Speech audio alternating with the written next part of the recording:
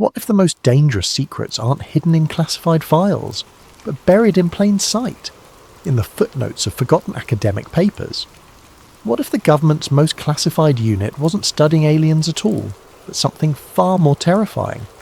Something that's been manipulating human belief since the dawn of civilization itself?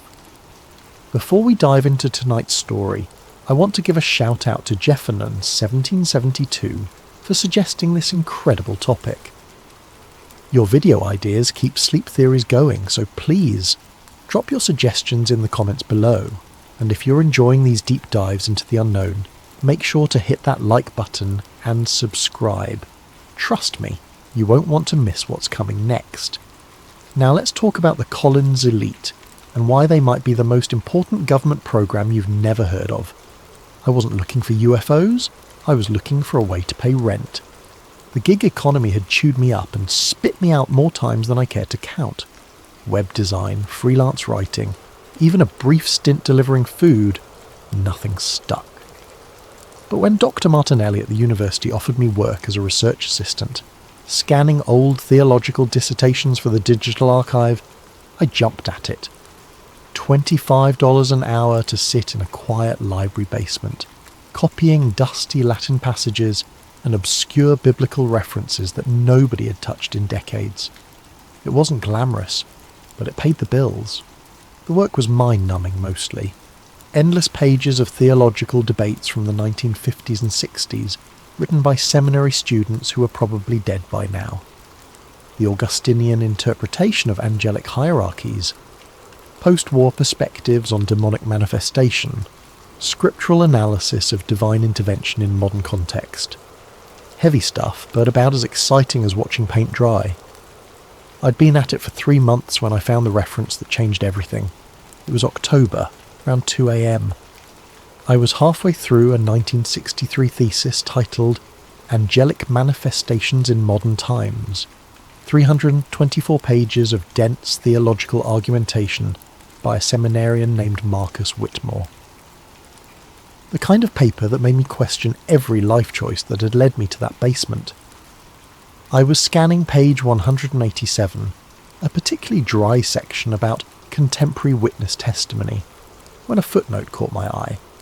It wasn't the content that stopped me, it was the context. The main text was discussing reports of luminous beings witnessed by various clergy members throughout the 1950s. Standard religious stuff, the kind of mystical experiences that show up in seminary papers all the time. But the footnote read, "For governmental perspective on similar phenomena, see Collins Elite Memorandum 1957, classification status unknown." I stared at that line for a full minute. It was cited like a real source, with the matter-of-fact tone of academic reference. No explanation, no context, just there. The problem was, this wasn't a section about government or politics. It was about angels. And the thesis was written by a seminary student, not a political science major. So why was he referencing what sounded like a classified government document in the middle of a paper about divine manifestations? I made a note and kept scanning, but the reference nagged at me. Collins Elite. It sounded official, maybe military, but why would a religious scholar in 1963 have access to classified material, and why would he cite it so casually, as if his readers would know what he was talking about? The next day, I couldn't concentrate on my assigned documents. Instead, I found myself searching the university's digital catalogue for any mention of Collins Elite. Nothing came up in the main database, but I had access to some of the restricted theological archives through Dr. Martinelli's login credentials. That's where I found the second reference. It was in a 1959 lecture transcript from a Catholic seminary in Maryland. The speaker was Father Benedict Toretti, discussing unusual spiritual encounters in the post-war era. Most of the lecture was standard theological fare, but near the end, during what appeared to be an informal Q&A session, someone asked about government interest in religious phenomena. Father Toretti's response was brief but loaded. There are those in Washington who understand that not all mysteries can be solved with science. The Collins Elite represents a different approach to certain questions, but we must be careful not to mistake understanding for wisdom or documentation for truth. The transcript noted uncomfortable silence after this comment, and the lecture ended shortly thereafter. 2 references, 2 religious contexts, both suggesting that Collins' elite was some kind of government program dealing with spiritual or supernatural phenomena. But why were religious scholars the only ones talking about it? And why did they all seem nervous about it? I spent the rest of the week diving deeper into the theological archives. The pattern that emerged was both fascinating and disturbing. Collins' elite didn't show up in UFO journals or conspiracy magazines. It didn't appear in scientific papers or military histories. Instead, it haunted the footnotes of religious documents like a ghost that only clergy could see. A 1958 exorcism report from a priest in New Mexico mentioned consultation with Collins' elite regarding non-terrestrial influences. A 1962 seminary paper on demonic deception in the modern age included a cryptic reference to Collins' elite protocols for distinguishing spiritual from extraplanetary phenomena. A 1961 lecture on comparative religion contained a single chilling line. As the Collins elite has documented, the same entities that once appeared as gods now masquerade as visitors from the stars. Each reference was brief, almost coded, like the authors were speaking to an audience that would understand the implications without needing explanation. And always, the references appeared in contexts dealing with the supernatural, the spiritual, the otherworldly, but never in the way you'd expect. These weren't discussions of government cover-ups or alien conspiracies. They were warnings, theological warnings about deception, about false prophets, about entities that wore whatever mask humanity was willing to believe. I was starting to get a picture of something much stranger than a typical black project. Collins' elite wasn't studying UFOs the way the Air Force was. They were studying them the way the Catholic Church studied demons. The breakthrough came from an unexpected source, a misfiled document. I was scanning a collection of 1964 seminary papers when I found something that didn't belong. Mixed in with discussions of Vatican II reforms and modern catechism was a single-page document that looked nothing like the others. It was typed on official letterhead, something called Interdenominational Council on Anomalous Phenomena, and dated March 15th, 1959. The document was brief. Memo. Regarding recent Collins Elite Briefing 2, member institutions from Council Secretary following last week's presentation by Dr. Edward Collins regarding non-corporeal intelligence manifestations. The Council recommends the following protocols for clergy encountering anomalous phenomena. Do not assume extraterrestrial origin 2. Apply traditional discernment practices 3. Document all encounters per Collins Elite Guidelines 4. Report suspected deception campaigns immediately. Remember, the same entities that demanded worship as Baal and Moloch now request our trust as benevolent space brothers. The mask changes, the deception remains constant. Father Michael Torino, Council Secretary. My hands were shaking as I read it. This wasn't just a reference to Collins' elite. This was evidence of direct collaboration between the program and religious institutions. They were briefing clergy on how to handle UFO encounters, but from a theological perspective. And that last paragraph, it was suggesting that UFO entities weren't aliens at all. They were something much older and more dangerous, masquerading as extraterrestrials just as they had once masqueraded as ancient gods. I photographed the document with my phone and started digging into this interdenominational council. What I found made my blood run cold. The Interdenominational Council on Anomalous Phenomena existed from 1957 to 1969, according to what little I could find. Its membership included representatives from major Christian denominations, Jewish religious authorities, and even some Islamic scholars. The council was supposedly formed to coordinate religious response to unusual phenomena in the post-war era. That was the official line anyway. The reality appeared to be much more specific. I found meeting minutes from 1958 that discussed the Collins Elite Presentation on Entity Communication Patterns. A 1960 report mentioned successful implementation of Collins Elite discernment protocols in 17 states. A 1962 memorandum warned of increased entity activity coinciding with popular UFO narratives. The council wasn't just studying religious phenomena in general, they were specifically focused on what they called entity encounters, and they were working directly with Collins' elite to develop responses. The most disturbing document I found was a 1961 report titled Spiritual Warfare in the Space Age. It outlined what the council believed to be a deliberate deception campaign by non-human entities. Historical analysis suggests consistent behavioural patterns across millennia. Entities appearing as divine beings in ancient times demanded worship, sacrifice, and absolute obedience. Modern manifestations as space visitors request trust, cooperation, and technological exchange. The underlying objective, human subjugation, remains unchanged. The report went on to detail specific cases where UFO contactees had reported entities claiming to be from various star systems, but whose messages contained elements identical to ancient religious texts describing demonic deception. According to the council's analysis, the entities were running the same con they'd always run. They just updated their costumes for each era. As I dug deeper into the council's documents, I started to notice something unsettling. My research wasn't going unnoticed. It started small. Dr. Martinelli mentioned that someone had been asking about my work. Just routine monitoring, he said, but he looked uncomfortable about it.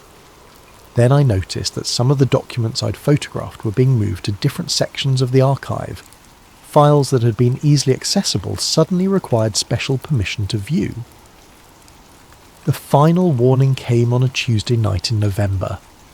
I was alone in the archive basement scanning a particularly interesting 1963 document about Collins' elite field operations, when my computer screen flickered. The document disappeared, replaced by a simple text message. "Stop looking, they're not what you think." I stared at the screen, heart pounding. Someone was monitoring my research in real time. Someone with access to the university's network, and probably a lot more than that. I should have stopped then. Any reasonable person would have backed off, found a different job, maybe moved to a different city. But I wasn't reasonable anymore. I was obsessed. And besides, whoever was watching had just confirmed that I was onto something real. I replied by typing into the same text box that had appeared on my screen. "Then what are they?" The response came immediately. "They've worn every mask we've ever worshipped." The screen flickered again and the message disappeared. But the implication was crystal clear. Collins' elite wasn't just studying UFO entities. They'd concluded that these entities were the same beings that had manipulated human religious belief throughout history. Ancient gods, modern aliens, same entities, different costumes. After the warning, access to documents became nearly impossible. Files went missing. Archives were suddenly under renovation. Dr. Martinelli stopped returning my emails. It was clear that my research had triggered some kind of response from whoever wanted Collins' elite to remain buried. But I'd already seen enough to piece together the broad outline of their doctrine. Collins' elite appeared to be a small classified unit within the US government that approached the UFO phenomenon from a religious rather than scientific perspective. Based on the scattered evidence I'd found, their core beliefs seemed to be UFO entities were not extraterrestrial visitors. They were the same non-corporeal beings that had interacted with humans throughout history. These entities had consistently masqueraded as whatever humans were most likely to worship or trust. Their ultimate goal was the spiritual subjugation of humanity. The modern UFO phenomenon was simply their latest deception campaign. The unit apparently worked closely with religious leaders to develop protocols for identifying and resisting entity influence. They studied religious texts not for historical interest, but for tactical intelligence about entity behaviour patterns. They viewed exorcists and clergy as frontline personnel in a spiritual war that most people didn't even know was happening. Most disturbing of all, they seemed to believe they were losing. My research into Collins' elite had taken nearly 6 months, and by December I was running out of leads. The documents had dried up, my access was severely restricted, and I was starting to wonder if I'd ever find anything more concrete than footnotes and oblique references. That's when I decided to look at modern UFO phenomena through the Collins Elite lens. What I found was terrifying in its consistency. Contemporary UFO contactee reports, when examined from a religious perspective, showed the same patterns that Collins Elite had apparently identified in the 1950s. Entities claiming to be from Zeta Reticuli or the Pleiades, but whose messages contained elements identical to ancient Gnostic texts. Space brothers, preaching salvation through technological advancement, using language that echoed Mesopotamian religious propaganda. Abduction experiences that followed the same psychological patterns as historical demonic possession cases. The modern UFO disclosure movement, viewed through Collins Elite's framework, looked less like a quest for scientific truth and more like the latest phase of an ancient deception campaign. Entities that had once demanded worship as gods now requested trust as benevolent aliens. Same control mechanisms, updated for a scientific age. I started to understand why Collins Elite had worked so closely with religious authorities. If you believe that UFO entities were actually spiritual beings with thousands of years of experience in manipulating human belief systems, then scientists and military analysts were the wrong people to study them. You needed theologians. You needed people who understood the long history of spiritual deception and the psychological mechanisms of faith. You needed people who could recognize the same lie being told with new words. I thought I'd reached the end of my research when I received an unexpected email in January. The sender was listed as archive.recovery@gmail.com, obviously a throwaway account. The message was brief. You've been asking the right questions. Roommate 47 basement level manuscript collection. Look behind the Milton volumes. 1 hour only. I almost deleted it. Every instinct told me it was a trap, but the Collins Elite investigation had become an obsession, and I couldn't walk away from what might be my last chance at finding real answers. An hour later, I was in the basement of the manuscript collection, a building I'd never visited before. Roommate 47 was a cramped storage room filled with old books and filing cabinets. The Milton volumes were easy to find, a complete set of Paradise Lost editions dating back to the 1800s. Behind the books, taped to the back of the shelf, was a manila envelope. Inside was a single document that changed everything I thought I knew about Collins Elite. It was typed on official US government letterhead, dated August 12, 1969, and marked Eyes Only Collins Elite Termination Report. The document was brief but explosive. Memorandum for the record subject, Termination of Collins Elite Program. Effective immediately. All Collins Elite operations are suspended indefinitely. Program termination follows unanimous recommendation by Collins Elite senior staff. Reason for termination: successful entity infiltration of program hierarchy. Evidence suggests long-term entity influence over program direction since 1961. Collins Elite conclusions regarding entity nature remain valid. However, program itself has been compromised beyond recovery. All Collins Elite personnel are reassigned. All documents classified at highest levels. Religious community partnerships terminated. Interdenominational council dissolved. Public disclosure of Collins Elite findings is prohibited under national security provisions. Final assessment: the entities we sought to understand and counter have proven more sophisticated than anticipated. They have successfully used our own investigation against us, turning our knowledge into a tool for their agenda. The Collins Elite program has become part of the deception we were created to expose. Any future investigation of these phenomena must proceed under the assumption that traditional government and academic institutions are compromised. Minus Dr. Edward Collins, Program Director. I read the document 3 times before the implication sank in. Collins Elite hadn't just been terminated because of budget cuts or bureaucratic reshuffling. It had been terminated because the entities they were studying had infiltrated and co-opted the program itself. The Watchers had been turned into accomplices, and if that was true in 1969, what did it mean for every government UFO program since then? Sitting in that storage room, holding what might be the last authentic Collins Elite document ever created, I finally understood the true scope of what I'd uncovered. Collins' Elite hadn't been a fringe program run by religious zealots. It had been a serious government investigation that reached a conclusion so disturbing that the entities being studied had been forced to destroy it. The program had gotten too close to the truth, so the truth had destroyed the program. But what was that truth? Based on everything I'd found, Collins' Elite had concluded that the UFO phenomenon was not extraterrestrial contact, but rather the latest phase of an ancient psychological operation. Non-corporeal entities, call them demons, call them interdimensional beings, call them whatever you want, had been manipulating human belief systems for millennia. They had appeared as gods to ancient peoples, demanding worship and sacrifice. They had manifested as angels and devils to medieval societies, shaping religious doctrine. And now they were appearing as alien visitors to a technological civilization, promoting their agenda through the language of science and space exploration. The genius of it was that each generation thought they were encountering something new. Ancient peoples saw divine visitation, medieval believers saw spiritual manifestation, modern witnesses see extraterrestrial contact.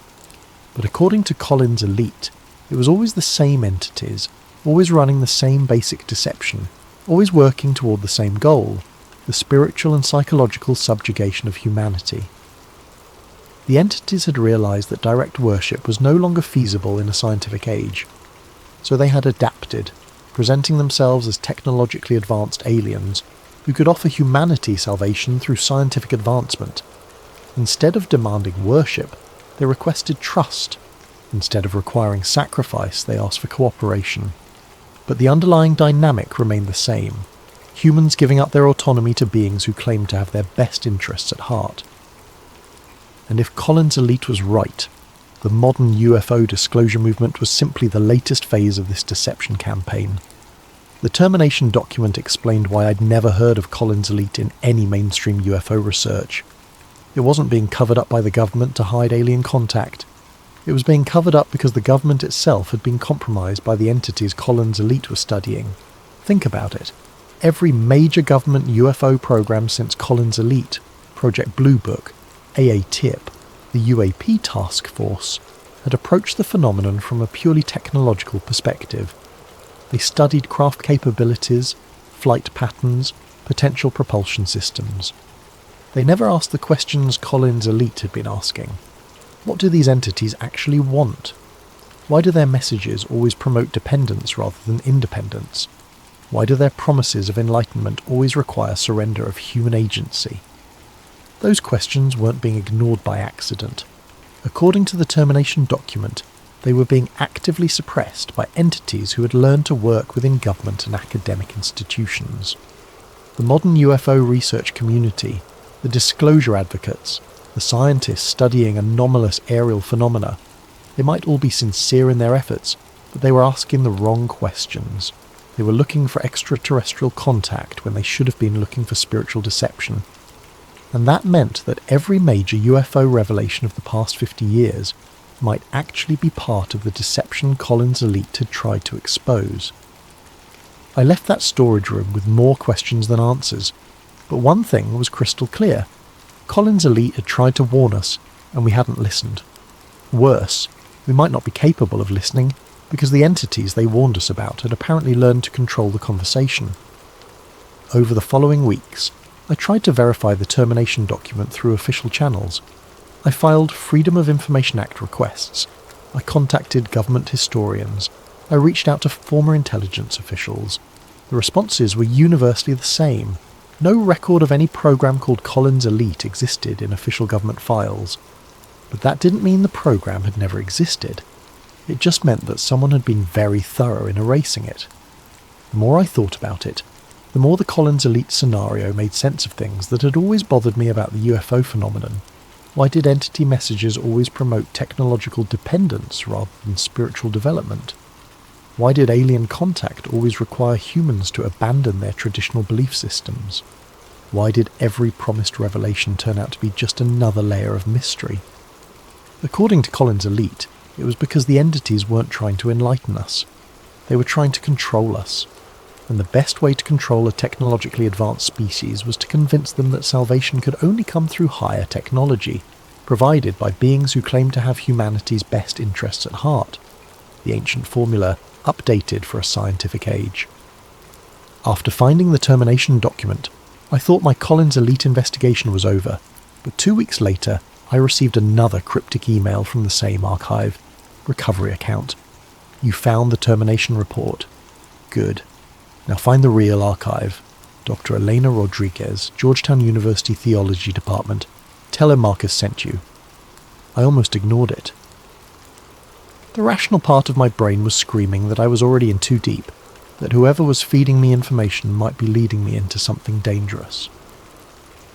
But the name Marcus rang a bell. Marcus Whitmore, the author of that first 1963 thesis where I'd found the Collins Elite reference. Could he still be alive? Dr. Rodriguez's office was in a converted Victorian house on the Georgetown campus, tucked between the main theology building and an old chapel. When I mentioned that Marcus had sent me, her reaction was immediate and alarming. She locked her office door, closed the blinds, and pulled out a device I later learned was a radio frequency detector. 62 years, she said quietly, sweeping the device around the room. 62 years Marcus has been waiting for someone to follow the trail far enough to find him. He's 91 years old and still afraid they're listening. Dr. Rodriguez led me through a maze of basement corridors beneath the theology building to a climate-controlled storage room I never could have found on my own. Inside, Marcus Whitmore sat surrounded by filing cabinets that looked like they'd been moved there decades ago. He was ancient, but his eyes were sharp and alert. "You're the one asking about Collins Elite," he said. It wasn't a question. "Eleanor tells me you found the Termination report. That means they decided you were ready." They? The survivors, the ones who got out before the infiltration was complete. He gestured to the filing cabinets around us. "We've been maintaining our own archive for over 50 years. Everything the government tried to bury, we preserved. What Marcus showed me over the next 6 hours changed everything I thought I knew about Collins Elite, and about the scope of the deception they had uncovered. Collins Elite hadn't begun as a government program at all.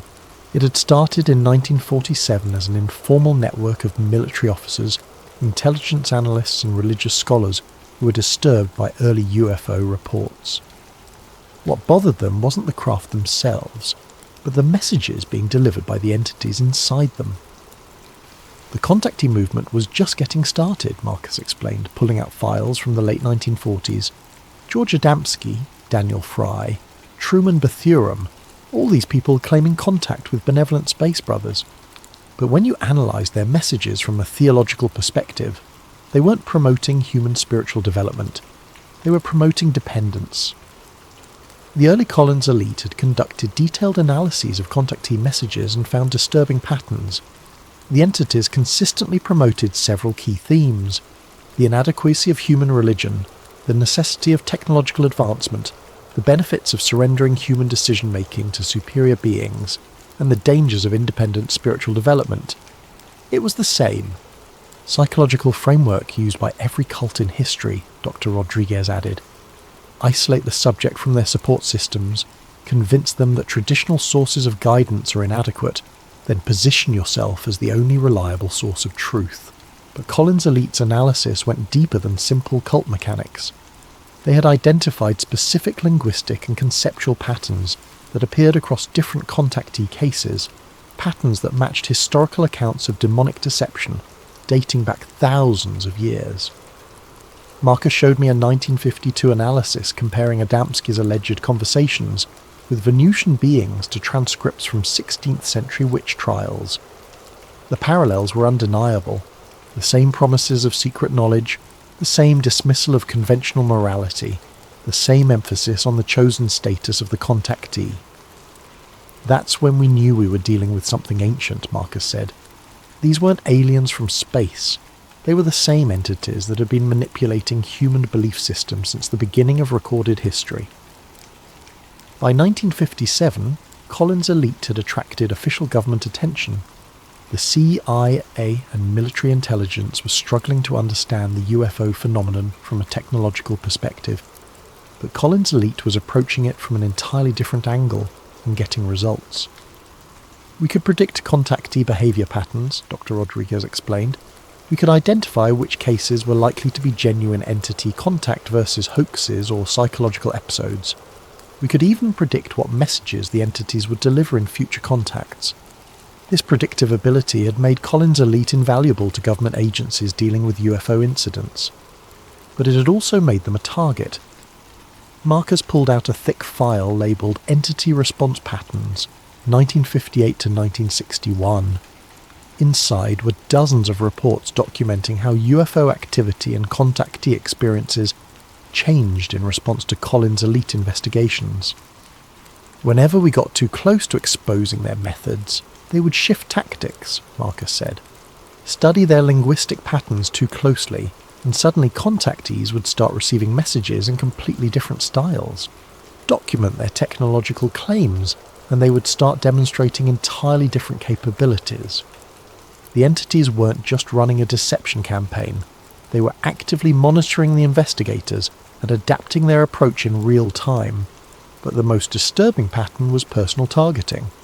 Collins' elite members began experiencing their own anomalous encounters, but these experiences were clearly designed to discredit or manipulate the investigators, rather than provide genuine contact. Dr. Edward Collins himself was contacted in 1960, Marcus revealed. The entity claimed to be from Rigel and offered to provide him with advanced technology in exchange for shutting down the Collins elite program. When he refused, the encounters became increasingly threatening. Other Collins elite members reported similar experiences, contact attempts that seemed designed to either co-opt them or drive them out of the program entirely. The entities were fighting back. The Termination document I'd found told only part of the story. The real disaster began in 1961 when Collins' elite was formally incorporated into the government's UFO investigation apparatus. That was our mistake, Marcus said bitterly.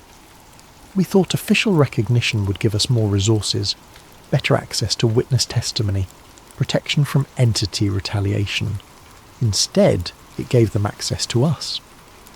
With official status came new personnel assignments, government oversight, and integration with other classified programs. Collins' elite's small, tight-knit network of trusted researchers was suddenly flooded with new members whose backgrounds couldn't be thoroughly vetted. The infiltration was subtle at first, Dr. Rodriguez explained. New analysts who would subtly shift the focus of investigations, administrative personnel who would lose crucial documents, supervisors who would redirect resources toward more promising lines of inquiry. By 1965, original Collins elite members were reporting that their research conclusions were being systematically altered before reaching higher-level officials. Analyses emphasizing the deceptive nature of entity contact were being rewritten to focus on potential technological benefits. Warnings about spiritual manipulation were being deleted entirely. Marcus showed me internal memos from 1966 to 1968, documenting the growing suspicion among original Collins elite members that their program had been compromised.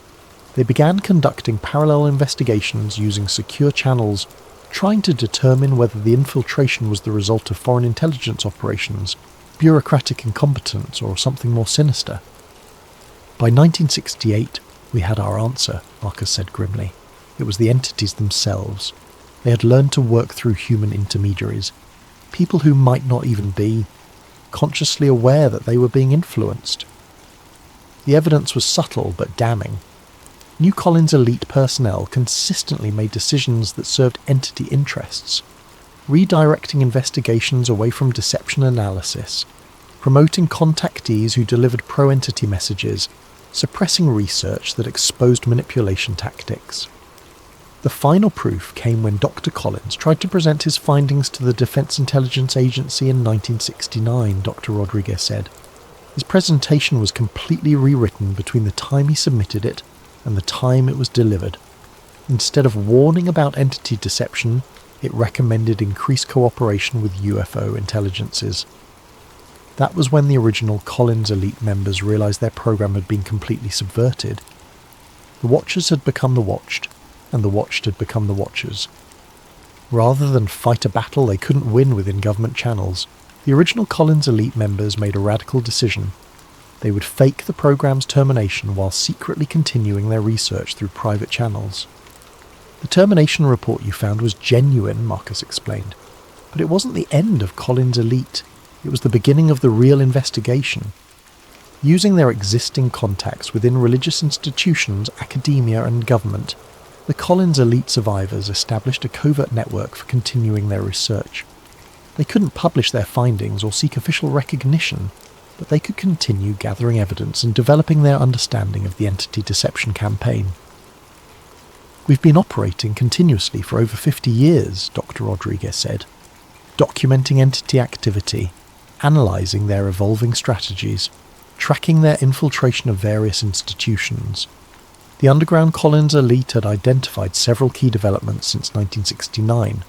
The entities had largely abandoned individual contactee operations in favour of influencing institutions directly. Rather than delivering messages through isolated individuals who could be easily dismissed, they were now working through respected scientists, government officials and religious leaders. They had also shifted their primary narrative from spiritual enlightenment to technological salvation. Instead of promising cosmic consciousness or spiritual advancement, they were now focusing on environmental solutions, clean energy, and space exploration. Most significantly, they had begun preparing for mass disclosure rather than gradual revelation. The underground Collins elite believed this represented the final phase of a deception campaign that had been in development for decades. Marcus and Dr. Rodriguez walked me through 50 years of documented entity influence on human institutions. The pattern was consistent but sophisticated. Entities never directly controlled human behaviour, but they influenced it through carefully orchestrated synchronicities, technological inspirations, and strategic information releases. "Look at the development of computer technology," Dr. Rodriguez said, showing me files documenting unusual technological leaps in electronics and computing since the 1960s.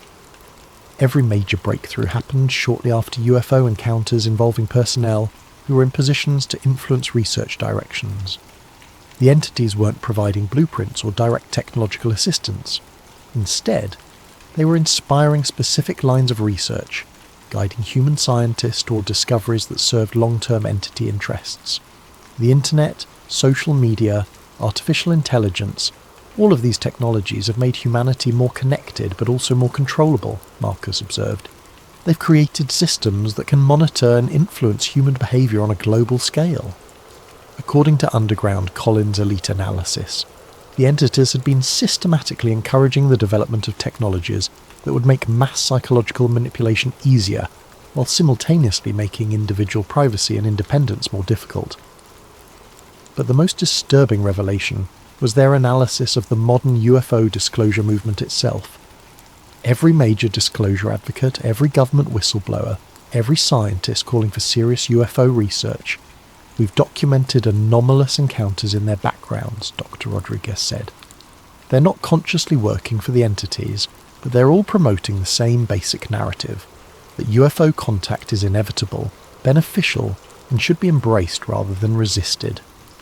The underground Collins elite had identified specific psychological themes being promoted through disclosure advocates: the inadequacy of human civilization, the necessity of outside intervention, the benefits of technological advancement over spiritual development, and the dangers of resistance to contact. It's the same message the contactees were delivering in the 1950s, Marcus said, just delivered through more credible sources and backed by more sophisticated evidence. According to the underground Collins elite's analysis, the current disclosure campaign was preparation for something unprecedented: open entity contact with humanity as a whole, rather than selected individuals. They've spent 70 years testing human responses, refining their approach, identifying the most effective manipulation strategies, Dr. Rodriguez explained. Now they're ready to scale up.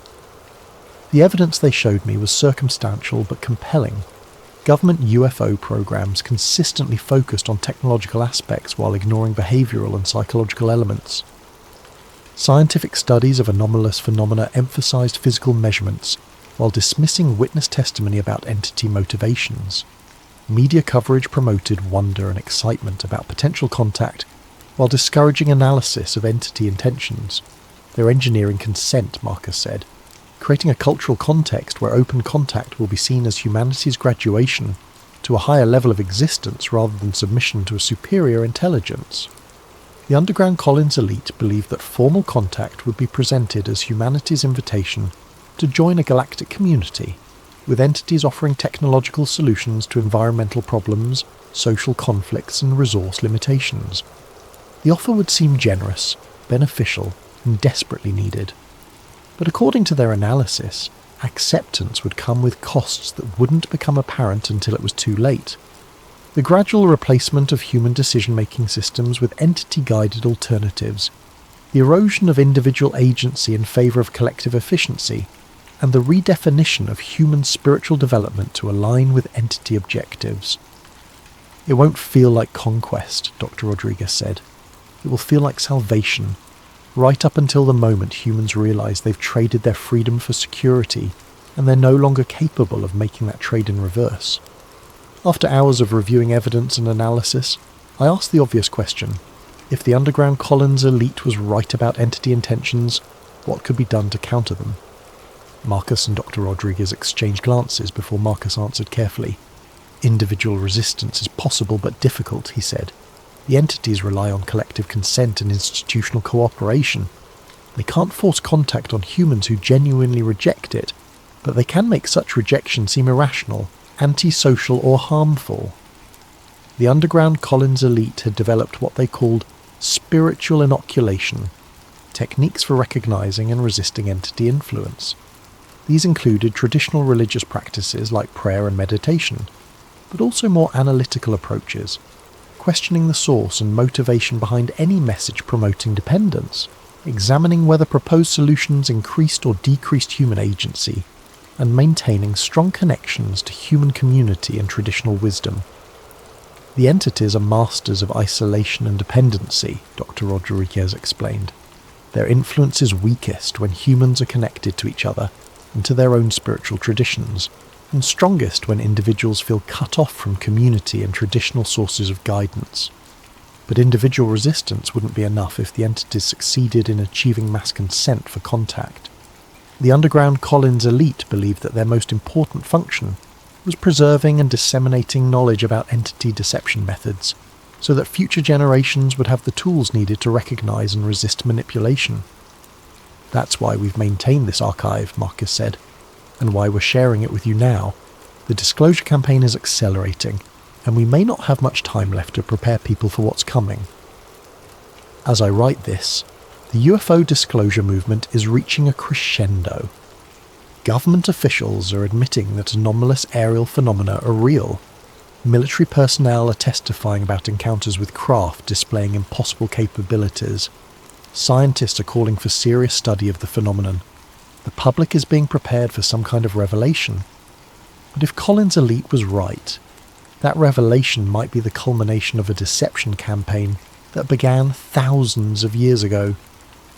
Think about how perfectly the current disclosure narrative fits the Collins elite framework. We're being told that non-human intelligence has been monitoring humanity, that these beings possess technology that could solve our energy and environmental problems, that contact is inevitable and potentially beneficial. We're being encouraged to view disclosure as a positive development, a step forward in human evolution. But what if it's actually the final step in a plan that began when the first human looked at the sky and wondered if the gods were watching? The entities Collins' elite studied had thousands of years to perfect their understanding of human psychology. They knew that direct domination would eventually fail, that humans would rebel against obvious tyranny, but they also knew that humans could be convinced to surrender their autonomy willingly, if the surrender was framed as enlightenment or advancement. The promise of godhood had worked for ancient peoples. The promise of salvation had worked for medieval societies. And the promise of technological transcendence might be working on us right now. Marcus and Dr. Rodriguez had given me a framework for understanding the entity deception campaign, but they also gave me something more practical. A list of specific indicators that the final phase was beginning. We've been tracking these markers for decades, Dr. Rodriguez explained, showing me a comprehensive timeline of predicted developments. When all of them align, it means the entities believe humanity is ready for open contact. The first indicator was mainstream media normalization of UFO phenomena, not just reporting on UFO incidents, but actively promoting the idea that contact would be beneficial. According to their analysis, this phase had begun in earnest around 2017 and was accelerating rapidly. The second indicator was government disclosure of UAP reality without disclosure of government conclusions about entity intentions. They're admitting the phenomena are real, while carefully avoiding any discussion of what the entities actually want, Marcus noted. This creates public curiosity without public wariness. The third indicator was increased entity activity designed to demonstrate technological superiority while maintaining plausible deniability. The recent UAP videos released by the Pentagon fit this pattern perfectly. Clear evidence of advanced technology, but no direct communication or obvious threat. The fourth indicator was the emergence of credible advocates for contact within scientific, military, and government institutions. People with impressive credentials and no obvious ulterior motives, all promoting the same basic message: that humanity should welcome contact rather than fear it. Look at the current disclosure advocates, Dr. Rodriguez said, showing me biographical information on various scientists and former government officials. Impressive backgrounds, sincere motivations, reasonable arguments, but they're all promoting the same narrative the entities have been pushing for 70 years. The fifth and most disturbing indicator was the systematic suppression of research into entity psychology and motivations. While technological aspects of UAP were receiving increased attention and funding, questions about entity intentions were being dismissed as unscientific or irrelevant. That's how you know the entities are controlling the conversation, Marcus said. Any investigation that might reveal their true agenda gets discredited or defunded, while investigations that support their preferred narrative receive institutional support. According to their tracking system, all 5 indicators were currently active and accelerating. The underground Collins elite believed this meant humanity was within years, possibly months, of formal entity contact. Before I left Georgetown that day, Marcus pulled me aside for a private conversation. "You need to understand what you're walking into," he said quietly. "Everyone who's gotten this deep into Collins elite research has faced the same choice. Drop the investigation or accept that your life is going to change in ways you can't predict or control." He told me about colleagues who had been discredited through carefully orchestrated academic scandals, researchers who had lost funding after questioning entity motivations, investigators who had experienced personal crises that conveniently redirected their attention away from UFO phenomena. The entities don't usually resort to direct intimidation, Marcus explained. It's much more effective to make resistance seem personally costly. Failed relationships, career setbacks, health problems, family conflicts, all timed to coincide with getting too close to the truth. He showed me files documenting the life trajectories of dozens of Collins elite researchers over the past 50 years. The pattern was consistent. People who backed away from the investigation generally experienced improved circumstances, while those who continued faced escalating personal difficulties. "I'm not trying to scare you off," Marcus said, "but you need to know that this isn't just an intellectual exercise. The entities have a vested interest in controlling what humans believe about them, and they've had centuries to develop sophisticated methods for managing troublesome individuals." Dr. Rodriguez had faced similar pressures. Her tenure at Georgetown had been threatened twice due to budget constraints that mysteriously resolved themselves when she temporarily reduced her Collins elite research. Her marriage had ended during a period of intensive investigation into entity influence on religious institutions. Her health had suffered during the years she was most actively documenting entity deception patterns. "But here's the thing," she said. "The difficulties are real, but they're not insurmountable. The entities can make resistance costly, but they can't make it impossible. If they could simply eliminate troublesome humans, Collins elite would never have existed in the first place." She believed that entity limitations were precisely why the deception campaign was necessary. If entities could control human behavior directly, they wouldn't need to spend decades engineering consent for contact. The fact that they relied on manipulation suggested that human free will, while vulnerable to influence, remained fundamentally intact. Over the following months, Marcus and Dr. Rodriguez introduced me to other members of the underground Collins elite network. I was amazed by both the size and diversity of the group. Theologians and physicists, former intelligence analysts and current religious leaders, retired military officers and active researchers. What united them wasn't a shared background or ideology, but a shared conclusion that the UFO phenomenon represented a spiritual threat masquerading as a technological opportunity. Father Michael Torres, a Catholic exorcist based in New Mexico, had been documenting parallels between UFO encounters and demonic possession for 30 years. Dr. Rebecca Walsh, a psychiatrist specializing in religious experiences, had identified specific psychological patterns linking modern abduction accounts to historical accounts of spiritual deception. Colonel James Patterson, retired, former Air Force intelligence, had spent decades analysing UFO incident reports and concluded that entity behaviour was consistent with psychological warfare rather than scientific exploration.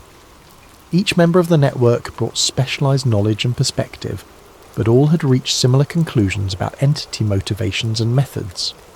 More importantly, all had experienced some form of pressure or retaliation for their research, confirming the underground Collins elite's assessment that entity influence extended far beyond individual contactee cases. "We're not conspiracy theorists," Dr. Walsh explained during one of our meetings. "We're researchers who followed the evidence to an uncomfortable conclusion. The UFO phenomenon is real, the entities are real, but their intentions aren't what they claim to be." The network had developed sophisticated methods for secure communication and information sharing, operating on the assumption that their activities were being monitored by both government agencies and entity-influenced individuals within those agencies. "We have to assume that any information we share through normal channels will be compromised," Colonel Patterson explained. "But we also can't become so paranoid that we stop sharing information entirely. The entities benefit from our isolation more than our communication." As my involvement with the underground Collins elite deepened, I learned that the network extended far beyond the United States. Religious leaders in Europe, researchers in Asia, indigenous spiritual authorities in South America, all were reporting similar observations about entity activity and deception patterns. Dr. Rodriguez arranged for me to speak with several international contacts via encrypted communication channels. Their perspectives added crucial context to the Collins elite analysis. Brother Antonio Mendez, a Spanish monk who specialized in mystical theology, had been tracking entity influences on contemporary religious movements. His research suggested that entities were actively promoting syncretistic spiritual practices that emphasized cosmic consciousness over traditional religious authority. "They're not attacking religion directly," he explained through a translator. "They're subtly altering it, encouraging beliefs and practices that make humans more receptive to entity guidance and less connected to traditional sources of spiritual wisdom." Dr. Yuki Tanaka, a Japanese researcher studying anomalous phenomena in Buddhist contexts, had identified similar patterns in Asian spiritual communities. Entity influences seemed designed to promote meditation practices that open practitioners to external guidance, while discouraging those that strengthened individual discernment and spiritual independence. Maria Santos, a shaman from Peru, described entity encounters that closely paralleled North American UFO contact reports, but framed in terms of traditional indigenous spirituality. The entities consistently promoted abandonment of ancestral traditions in favour of updated spiritual practices more suitable for the modern world. "Same spirits, different masks," she said simply. "They tell each culture what that culture wants to hear, but always with the same goal: make humans depend on them instead of their own traditions and wisdom." The global perspective confirmed the underground Collins elite's assessment that entity activity was coordinated across cultures and belief systems, but adapted to local contexts and expectations. The deception campaign wasn't centered in any particular country or religion. It was targeting human spiritual independence as a universal phenomenon. Based on decades of analysis and current trends, The underground Collins elite had developed a timeline for what they believed would be the final phase of the entity deception campaign. Phase 1, 2020 to 2025, mainstream normalization of UFO phenomena through government disclosure and media coverage. Emphasis on technological aspects while avoiding discussion of entity psychology or motivations. Gradual preparation of public consciousness for the possibility of contact. Phase 2, 2025 to 2030. Increased entity demonstrations designed to showcase technological capabilities and benevolent intentions, possibly including solutions to environmental or energy crises that humanity appears unable to solve independently. Growing public pressure for government contact initiatives. Phase 3, 2030 to 2035, formal contact between entity representatives and human governments. Presentation of comprehensive assistance packages addressing climate change, resource depletion, social conflicts and technological limitations. Initial agreements for limited cooperation and information exchange. Phase 4, 2035 to 2040. Gradual integration of entity guidance into human decision-making systems. Replacement of traditional political, economic and social structures with entity-recommended alternatives. Growing human dependence on entity technology and advice. Phase 5, 2040 plus. Complete transformation of human civilization according to entity specifications. Elimination of independent human spiritual development in favour of entity-directed consciousness evolution. Humanity's transition from independent species to managed resource. The genius of the timeline is that each phase will seem like humanity's choice, Dr. Rodriguez explained. People will vote for leaders who support contact. They'll demand access to entity technology. They'll embrace changes that make their lives easier and more comfortable. Marcus nodded grimly. By the time humans realize they've traded their freedom for security, the infrastructure for independence will have been dismantled. They'll be completely dependent on systems they don't understand, controlled by entities they trusted. The timeline wasn't inevitable, according to Underground Collins' elite analysis, but it was highly probable unless humanity developed widespread awareness of entity deception methods and conscious resistance to manipulation. That's why we're talking to you, Marcus said, and why we've been talking to researchers like you for 50 years. Information is the only weapon we have against this kind of psychological operation. After months of research and analysis, I found myself facing the same choice that every Collins elite researcher had faced since 1947. Accept the implications of what I'd learned, or find a way to dismiss it as paranoid speculation. The evidence was circumstantial but extensive. The pattern was consistent but complex. The implications were staggering but difficult to prove conclusively, and the personal costs of continued investigation were becoming increasingly apparent. My freelance work had dried up mysteriously. Dr. Martinelli had stopped returning my calls after someone complained about my misuse of university resources. My relationship was suffering under the strain of long hours spent on research I couldn't fully explain. My sleep was disrupted by dreams that felt more like memories of conversations I'd never had. But I also couldn't ignore what I'd learned. If Collins' elite was even partially correct, then humanity was walking into the most sophisticated trap in recorded history. And if that trap succeeded, future generations would live in a world where human independence was not just restricted, but literally unthinkable. The choice, ultimately, was between personal comfort and collective responsibility, between individual security and species survival, between the easy path of accepting official narratives and the difficult path of questioning everything I thought I knew about humanity's place in the universe. I chose to continue the investigation. It's been 6 months since my first meeting with Marcus and Dr. Rodriguez, and I'm no longer the same person who stumbled across that footnote in a theological dissertation. The evidence I've gathered has convinced me that Collins' elite was not only real, but correct in their fundamental assessment of the UFO phenomenon. We are not being visited by benevolent space brothers seeking to help humanity evolve to a higher level of consciousness. We are being manipulated by entities that have been perfecting deception techniques for millennia, entities that view humanity as a resource to be managed rather than a species to be assisted.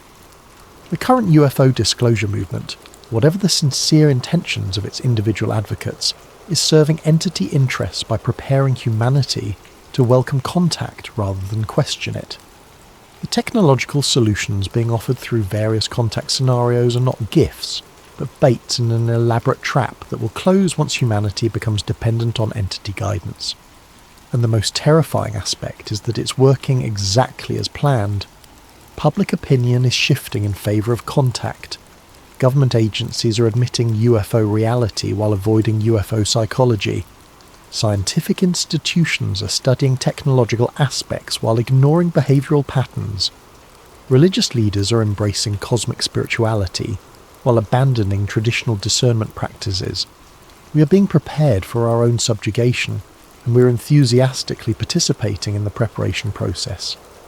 But knowledge of a deception campaign, even a sophisticated one, provides power to resist it. The entities Collins' elite studied were powerful and cunning, but they were not omnipotent. Their influence depended on human ignorance, isolation, and consent. When humans understood their methods and refused to cooperate, entity influence diminished significantly. The underground Collins elite has spent 50 years documenting entity weaknesses as well as their strengths. They've developed techniques for recognizing and resisting manipulation. They've maintained networks of communication and support that entity influence cannot completely penetrate, and most importantly, they've preserved knowledge that would otherwise have been lost or corrupted. That knowledge is now available to anyone willing to look for it, question official narratives, and think independently about humanity's future. The choice between freedom and security, between independence and dependence, between human agency and entity guidance remains open. But that choice won't remain open forever. According to every timeline the underground Collins elite has developed, we are rapidly approaching the point where collective consent for entity contact will make individual resistance increasingly difficult and ultimately ineffective. The time for choosing is now.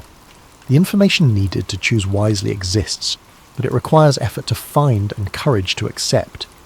The consequences of choosing poorly may be irreversible. 60 years ago, Collins' elite tried to warn us. Today, their successors are still trying. Whether humanity listens and whether we choose wisely remains to be seen. But the warning has been delivered. The evidence has been presented. The choice is ours. Maybe that's why you never hear their name in congressional hearings or disclosure reports, because Collins' elite wasn't warning us about aliens. They were warning us about faith in the wrong thing, and how easily it can damn us. The question isn't whether Collins' elite really existed. The question is whether they were right. And if they were right, then everything we think we know about the UFO phenomenon might be part of the very deception they tried to expose. The entities they described have had 60 years to perfect their strategy since Collins' elite was terminated.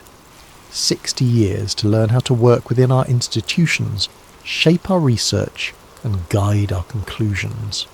60 years to make sure that when disclosure finally comes, we'll welcome it with open arms. Because that's what good servants do, they welcome their masters home. But servants can choose to be free. The question is whether they will make that choice while they still can. That's tonight's deep dive into the Collins elite. A story that challenges everything we think we know about the UFO phenomenon and asks uncomfortable questions about the nature of contact itself. What do you think? Was Collins' elite a real government program, or just an elaborate piece of disinformation? And either way, are the questions they were asking the ones we should be asking now? Drop your thoughts in the comments below, and don't forget to suggest topics for future episodes. Your ideas keep sleep theories going, and trust me, we've only scratched the surface of what's hidden in the footnotes of history. Until next time, sleep well and question everything.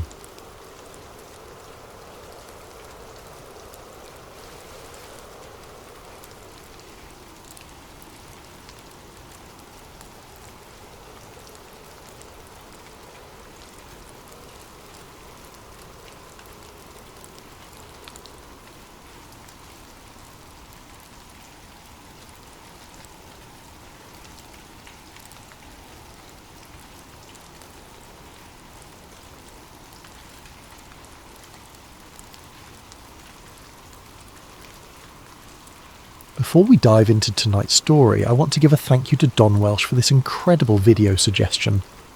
The Tetris conspiracy is one of those rabbit holes that just keeps getting deeper the more you dig. If you have ideas for future videos, please drop them in the comments below. I read every single one. And if you enjoy these deep dives into the mysteries that keep us awake at night, make sure to hit that like button and subscribe to Sleep Theories. Trust me, after tonight's story you might need something to help you sleep. Now, let me tell you about the package that changed everything, and how a simple children's game became the key to understanding one of the Cold War's most carefully buried secrets. I never thought I'd be pulled into a Cold War ghost story. My life was ordinary. A freelance researcher with a small apartment, a dying houseplant, and a Netflix subscription that got more use than my gym membership. I wrote articles about obscure historical events for online magazines that paid just enough to keep the lights on. Nothing exciting, nothing dangerous. But then the package arrived. It came on a Tuesday morning in March, delivered by a courier service I'd never heard of, Meridian Express. The driver was nervous, constantly checking his phone, and he made me sign 3 different forms before he'd hand over the manila envelope. No return address, just my name written in careful block letters across the front, Elena Vasquez, personal and confidential. Inside I found documents that shouldn't have existed. Soviet-era memos with Cyrillic letterheads, computer printouts from the 1980s, and scientific papers that looked like they'd been smuggled out of some classified archive. But it was the photograph that made my hand shake. A Polaroid, faded and slightly yellow around the edges. The image showed a group of men in thick sweaters standing around what looked like an early computer terminal. The setting was clearly academic. I could see chalkboards covered in equations in the background. But there, in the corner of the photo, was a little girl with pigtails playing with building blocks on the floor. The little girl was me, and the man kneeling beside me, showing me how to stack the coloured blocks, was someone I'd never seen before in my life. According to the handwritten note on the back of the photo, Vladimir Pokilko, Moscow Computer Center, 1987. The note at the bottom of the package explained everything and nothing at once. Eleanor, your father's work touched more lives than he ever knew. What happened to us was not an accident. The game was never just a game. You have his eyes, and more importantly, you have his mind. Be careful who you trust. The blocks are still falling. A friend. I sat in my kitchen for 20 minutes staring at that photograph. My father, Dr. Miguel Vasquez, had been a computer scientist who'd worked on early artificial intelligence research in the late 1980s. He'd died when I was 12, a heart attack, sudden and unexpected. But I remembered him telling me stories about his work, about trips to conferences where brilliant minds from around the world shared their discoveries. One story in particular came flooding back. He'd told me about a simple game that had captured the imagination of everyone who played it. 7 shapes, falling from the sky, fitting together like pieces of an impossible puzzle. The most beautiful thing about mathematics, he'd said, is that even chaos follows patterns. That game proves it. He'd been talking about Tetris. I'd never connected those childhood stories to the global phenomenon Tetris became. But as I looked at that photograph, as I saw myself playing with blocks while Vladimir Pokilko watched, I realised I hadn't stumbled into this mystery. I'd been born into it. The package wasn't a random delivery, it was an inheritance. And according to what I was about to discover, it was also a death sentence. The first thing I learned about Tetris was that everything I thought I knew was wrong. Most people believe the story goes like this. In 1984, a Russian programmer named Alexei Pajitnov created a simple puzzle game while working at the Moscow Academy of Sciences. The game was so addictive that it spread through the Soviet Union like wildfire, eventually making its way to the West, where it became one of the most successful video games of all time. A beautiful story of creativity triumphing over Cold War tensions, but my father's notebooks told a different story. I found them 3 days after receiving the package, hidden in a storage unit I'd inherited but never bothered to visit. Box after box of research papers, computer printouts, and handwritten journals that my father had apparently been keeping secret for years. The notebooks were written in a mixture of English and Spanish, with mathematical formulas scattered throughout like some kind of academic code. The entry that changed everything was dated October 15th, 1987. The Moscow conference was more productive than expected. Met with Pokhilko's team today. Their work on pattern recognition is fascinating but disturbing. The game they've developed, they call it Tetris from the Greek tetra meaning four, shows remarkable potential for cognitive conditioning. The subjects who play for extended periods exhibit measurable changes in brainwave patterns. Pokhilko believes they've accidentally created a form of technological hypnosis. The entry continued. Showed Elena the coloured blocks today while we were in Moscow. She was so young, so innocent. She didn't understand that she was playing with the building blocks of something that could reshape human consciousness. None of us did. We thought we were just studying games. We had no idea we were creating weapons. I read that passage 5 times before it sank in. My father hadn't just been a conference attendee in Moscow. He'd been part of the team that helped develop Tetris, and according to his notes, they'd discovered something that terrified them. The game was changing people's minds. The phenomenon was subtle at first. Players would report seeing the falling blocks when they closed their eyes. They'd dream about the game. They'd find themselves mentally rotating objects in daily life, trying to make them fit together like Tetris pieces. Researchers dubbed it the Tetris effect, and initially everyone thought it was harmless, just the brain's way of processing repetitive visual information. But my father's notes suggested something much more sinister. The Tetris effect wasn't just visual persistence, it was cognitive rewiring. Players were being conditioned to think in patterns, to seek order from chaos, to derive satisfaction from solving problems that had been specifically designed to trigger dopamine release. In other words, Tetris was a mind control experiment disguised as entertainment. My father's final entry about the Moscow project was dated November the 3rd, 1987. Had to leave the conference early. Pokhilko pulled me aside yesterday, said things were getting dangerous. The KGB has taken interest in our research. They don't see Tetris as a game. They see it as a tool for psychological manipulation. Military applications, civilian control. I'm bringing Elena home tomorrow. Some discoveries are too dangerous to pursue. That was the last mention of Tetris in my father's notebooks for over a decade, but I knew the story didn't end there. Because if it had, I never would have received that package. Someone wanted me to know what really happened to Tetris. More importantly, they wanted me to understand what had happened to the people who'd helped create it. And as I was about to discover, very few of those people were still alive. Robert Maxwell died on November 5th, 1991, but the circumstances of his death were so bizarre that conspiracy theorists are still debating them today. The media mogul and publisher was found floating in the Atlantic Ocean near the Canary Islands, having apparently fallen overboard from his luxury yacht, the Lady Ghislaine. Some called it suicide, others suspected murder. But almost nobody connected his death to a simple puzzle game. Almost nobody. Among my father's papers, I found a folder labelled Maxwell Correspondence 1990 to 1991.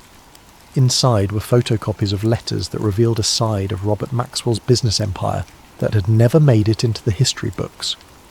Maxwell hadn't just been interested in newspapers and publishing. He'd been deeply involved in the international licensing of Soviet software, including games. The letter that caught my attention was dated March 18th, 1991.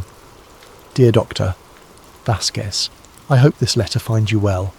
As discussed during our meeting in London, I remain very interested in the psychological applications you and your Moscow colleagues discovered.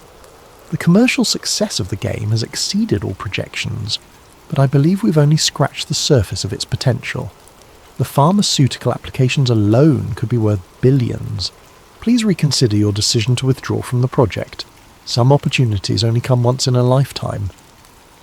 R. Maxwell. Pharmaceutical applications? I read the letter 3 times, trying to understand what Maxwell could have meant. Then I found my father's reply, dated March 25th, 1991. Robert, I've made my position clear. The research we conducted in Moscow was preliminary and potentially dangerous. The cognitive effects we observed in test subjects were concerning enough to warrant ceasing all experiments. I will not be party to any attempt to weaponize this technology, regardless of the financial incentives involved. Please do not contact me about this matter again. Miguel Vasquez. But Maxwell did contact him again. The folder contained 7 more letters, each one increasingly desperate, increasingly threatening. Maxwell's final letter, dated October the 30th, 1991, just 6 days before his death, was the most chilling. Miguel, you're making a mistake that will cost both of us dearly. The people I represent are not patient. They invested heavily in this project based on the promise of the Moscow research. If you continue to refuse cooperation, I cannot guarantee your safety or that of your family. This is not a threat. It's a warning. There are forces at work here that neither of us fully understands. R.M. 6 days later, Robert Maxwell was dead. The official investigation concluded that Maxwell had either committed suicide or suffered an accidental fall from his yacht. But investigators found several unusual details that never made it into the public record. Maxwell's personal safe had been emptied before his death, and several £1 million had been transferred from his accounts to shell companies in Eastern Europe. More importantly, his yacht's security cameras had been mysteriously disabled during the exact time frame of his disappearance. I might have dismissed these coincidences if I hadn't found one more document in my father's files. A newspaper clipping from the London Times, dated November the 7th, 1991. Someone had highlighted a single paragraph buried deep in the article about Maxwell's death. Among Maxwell's personal effects recovered from the yacht were several computer disks labelled Project Tetris, and a notebook containing what appeared to be psychological research notes. These items have been turned over to British intelligence for investigation. Project Tetris. My father had never mentioned any project by that name, but the connection was obvious. Maxwell had been trying to commercialise the psychological effects that the Moscow team had discovered. He'd been working with people who had enough power and influence to make problems disappear permanently. And when Maxwell tried to back out, or perhaps demanded too much money, those same people had made him disappear too. The question that kept me awake at night was simple. If they were willing to kill Robert Maxwell, one of the most powerful media moguls in the world, what would they do to the researchers who'd actually created the technology? I was about to find out. Vladimir Pokhilko was supposed to be a success story. The co-creator of Tetris had emigrated to the United States in the 1990s and founded his own software company in Silicon Valley. He had the American dream within his grasp. A beautiful house in Palo Alto, a loving wife, 2 children, and the promise of financial success from his work on one of the world's most popular games. On September 22nd, 1998, police found Vladimir Pokhilko, his wife Elena, and their 12-year-old son Peter dead in their home. The official report concluded that Pokhilko had murdered his family before taking his own life, driven to madness by financial pressures and the stress of a failing business. But the evidence never quite added up. Among the documents in the package I'd received was a police report that had supposedly been sealed. The details painted a picture that was much more complex and disturbing than the official story suggested. Pokhilko had been found with multiple stab wounds, which was unusual for a suicide. His wife and son showed signs of struggle, but there was no evidence that Pokhilko had been physically capable of overpowering both of them. Most importantly, neighbours reported seeing unfamiliar cars in the area during the days leading up to the deaths. But it was the contents of Pokhilko's home office that revealed the truth. According to the police inventory, investigators found dozens of pages of handwritten notes in Russian, all apparently burned in the fireplace except for fragments that had escaped the flames. The few readable pieces contained references to psychological experiments, Moscow protocols, and behavioural modification through repetitive stimulus. One fragment preserved in the police file was particularly chilling. The game was never the goal. The game was the delivery mechanism. We created the perfect Trojan horse, entertainment that reprograms the mind through voluntary participation. But they want to weaponize it, to use it for purposes we never intended. I've tried to stop them, but... The note ended there, torn and partially burned. The package I'd received contained something the police had never seen. a recording of Vladimir Pokhilko's last phone call, made just hours before his death. The audio quality was poor, full of static and background noise, but Pokhilko's voice was unmistakable. He was speaking to someone who wasn't responding, perhaps leaving a voicemail message. If you're listening to this, it means they found me. I've tried to warn everyone who was part of the original research, but most of them are already gone. Maxwell was just the beginning. They're systematically eliminating everyone who knows the truth about what we created. Static filled the recording for several seconds before Pokhilko's voice returned, more urgent now. The game is still active, still spreading, still changing minds on a global scale. But that was never the plan. We thought we were creating entertainment. We didn't know we were creating a weapon, and now that weapon is being used against millions of people without their knowledge or consent. Another pause, then Pokhilko's voice became almost whispered. Miguel Vasquez was smart to leave when he did. He saw where this was heading before the rest of us. If they come for me, tell him. Tell him the devil is in the code. The patterns aren't random. They never were. Each level, each piece placement, each reward mechanism, it's all designed to create specific neurological responses. We built a machine that learns how to manipulate human behaviour, and now we've lost control of it. The recording ended abruptly, cut off mid-sentence. I listened to that message 12 times, and each time I felt a chill run down my spine. Vladimir Pokhilko hadn't killed his family and himself. He'd been silenced because he was trying to expose the truth about Tetris. And in his final moments, he'd specifically mentioned my father's name. My father had known this was coming. That's why he'd left the Moscow project. That's why he'd hidden his research. And that's why he'd never told me the truth about what he'd been involved in. But someone had decided it was time for me to know. The question was, who had sent me the package and why were they willing to risk their life to get this information to me? The human brain is remarkably adaptable. Give it a repetitive task and it will quickly develop neural pathways to handle that task more efficiently. Show it patterns and it will learn to recognize and predict those patterns. This neuroplasticity is usually considered a good thing. It's how we learn languages, develop skills, and adapt to new environments. But my father's research had discovered that this adaptability could be exploited. The notebook I'd found contained detailed studies of Tetris players, conducted over several months in 1987. The results were both fascinating and terrifying. After just 2 weeks of regular play, subjects showed measurable changes in brainwave patterns. After a month, they exhibited altered sleep cycles, with REM sleep dominated by geometric patterns and spatial processing dreams. After 3 months, the changes became permanent. Most concerning was what my father called the compliance correlation. Players who spent more than an hour per day playing Tetris showed increased susceptibility to authority figures and decreased critical thinking when faced with routine tasks. They became, in his words, more comfortable with imposed order and less likely to question systematic control. The implications were staggering. Tetris wasn't just addictive in the conventional sense. It was literally rewiring players' brains to be more compliant, more accepting of external control, more willing to find satisfaction in repetitive, meaningless tasks. It was the perfect tool for social conditioning. My father's notes from October 1987 revealed the moment when he realised what they had created. Observed Eleanor playing with the coloured blocks again today. She's become obsessed with making them fit together perfectly, just like the Tetris players in our study. But when I tried to get her to stop and help with dinner, she became agitated and insisted on finishing the pattern. This is exactly the behaviour we've documented in the test subjects, an inability to abandon incomplete geometric tasks, even when more important activities require attention. The realisation hit me like a physical blow. We haven't just created a game that changes how people think.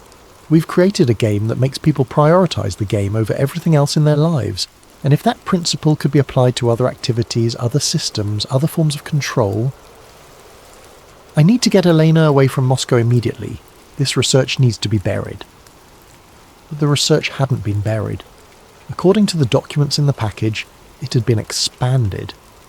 I found copies of scientific papers published in obscure Soviet journals throughout the late 1980s and early 1990s. The authors were always different. but the research methodology was identical to what my father had documented.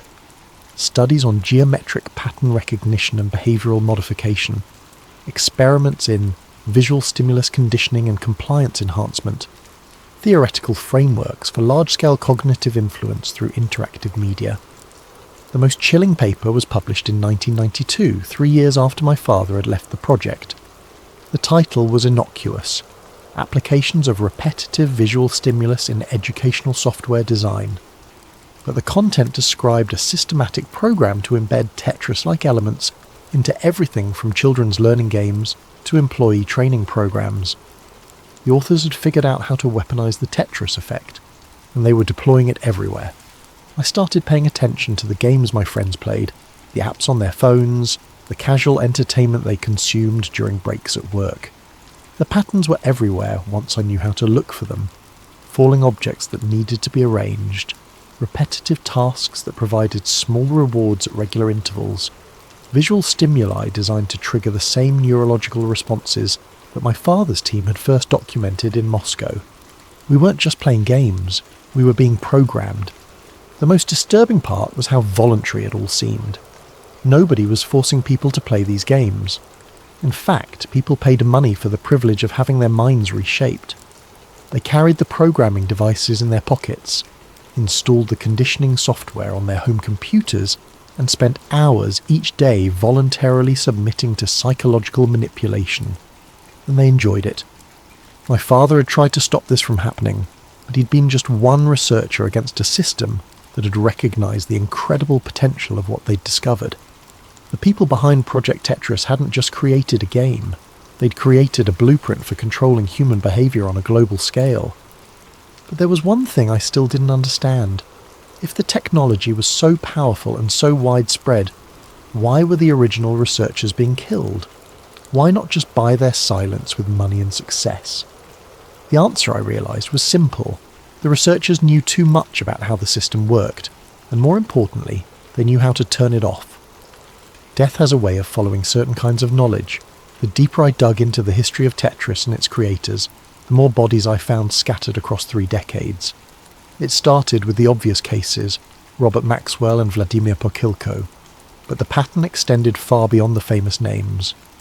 Dr. Alexei Gerasimov, one of the original Moscow researchers, died in a car accident in 1994. Professor Marina Volkov, who had studied the psychological effects of geometric puzzles, succumbed to a sudden illness in 1996. Viktor Briabrin, who helped program the first version of Tetris, was found dead in his apartment from an apparent gas leak in 2001. Each death had a plausible explanation. Car accidents happen, people get sick, gas leaks occur. But when I mapped out the timeline and cross-referenced it with the documents in the package, a clear pattern emerged. Everyone who had intimate knowledge of the psychological research behind Tetris was dying at a rate that defied statistical probability. The folder labelled Casualty Report contained obituaries, newspaper clippings and death certificates for 47 individuals connected to the original Moscow project or its subsequent developments. 47 people, dead over the course of 20 years, with an average age of death significantly lower than the general population. But it was the method of elimination that revealed the true sophistication of whoever was behind this. No obvious assassinations, no suspicious murders that would attract media attention. Just a steady stream of accidents, illnesses and suicides that could be explained away individually but formed an unmistakable pattern when viewed collectively. My father had been scheduled to die in 1999, according to a handwritten list I found tucked into one of the folders. His name was crossed out with a note: Natural causes, heart attack 1991. No further action required. He'd escaped the systematic elimination by dying of natural causes before they could get to him. The irony was bitter. My father's weak heart had probably saved his life by ending it, before his knowledge became too dangerous to ignore. But I was still alive, and according to the documents, I'd inherited not just my father's research, but also his place on their list. The package had been sent to me by someone who signed themselves only as Deep Throat, an obvious reference to the Watergate informant. But their identity wasn't as important as their warning. Elena, By now you understand what your father was involved in. What you may not realise is that the project never ended. Tetris was just the beginning. The technology has evolved, been refined and deployed on a scale your father never could have imagined. Every social media app, every casual game, every productivity program contains elements of the original Moscow research. Humanity is being systematically conditioned for compliance, and most people don't even realise it's happening. The original researchers are being eliminated not because they might expose the project, but because they know how to reverse its effects. Your father's notebooks contain algorithms that could potentially deprogram the conditioning, but only if someone with the right knowledge could implement them. That's why they want you dead. Not for what you know, but for what you might be able to do with what you know. You have a choice to make. You can destroy the research, disappear, and hope they leave you alone. Or you can finish what your father started and try to give humanity back its free will. But understand this. Once you make that choice, there's no going back. They will hunt you to the ends of the earth rather than risk losing control of the system they've spent decades building. The letter ended with coordinates, a location in the Nevada desert where, supposedly, I could find additional research materials that my father had hidden before his death. But first, I needed to understand something that had been nagging at me since I'd started this investigation. If the original Tetris researchers were so dangerous, why was Alexei Pajitnov, the game's creator, still alive and successful? He was living openly in the United States, had been for years, and had even worked for major companies like Microsoft. How had he escaped the fate that had claimed so many others? Alexei Pajitnov was not hard to find. Unlike the other Tetris researchers who had died mysterious deaths or disappeared entirely, the game's creator maintained a public profile. He gave interviews, attended gaming conventions, and had even been inducted into various halls of fame for his contribution to the video game industry. Getting him to talk about the Moscow research, however, proved nearly impossible. I started with emails identifying myself as the daughter of Dr. Miguel Vasquez and explaining that I was researching the early history of Tetris for an academic paper. Pajitnov's responses were polite but evasive. He claimed to remember very little about the psychological studies that had accompanied the game's development, suggesting that such research had been peripheral to the main project. When I pressed him for details about my father's involvement, Pajitnov's tone changed dramatically. Miss Vasquez, I understand your desire to learn about your father's work, but I must advise you that some historical inquiries are best left unexplored. Your father was a brilliant man who made difficult choices for the safety of his family. I suggest you honour his memory by respecting those choices. It was a warning disguised as advice, but I wasn't ready to give up. I decided to try a different approach. I called Pajitnov's office directly, identifying myself as a documentary filmmaker interested in creating a film about the human stories behind famous games. His assistant scheduled a phone interview for the following week. When I finally got Pajitnov on the phone, I started with innocent questions about the creative process, the technical challenges of early game development, the excitement of seeing his creation become globally popular. He was engaging and enthusiastic, clearly comfortable discussing these aspects of Tetris history. Then I mentioned my father's name. The silence on the other end of the line stretched for nearly 30 seconds. When Pajitnov finally spoke, his voice was barely above a whisper.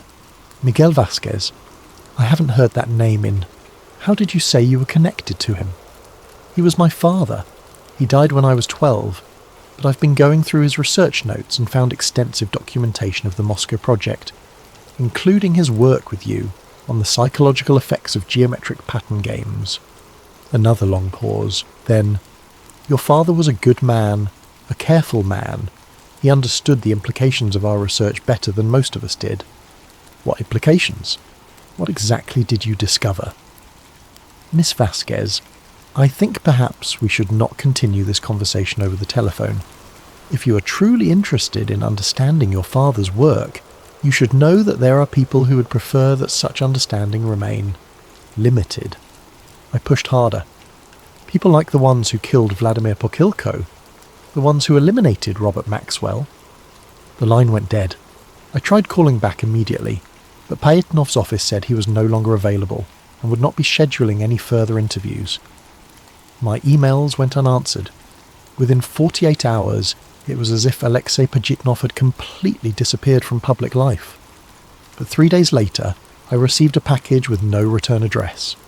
Inside was a single sheet of paper with a handwritten message. Your father saved my life by warning me to cooperate. I chose survival over resistance, and that choice has haunted me for 30 years. I cannot undo what we created, but I can give you the tools your father developed to fight it. The coordinates your mystery correspondent provided are real.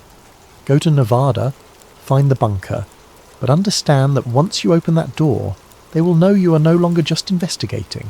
You are actively opposing them. Choose carefully. AP.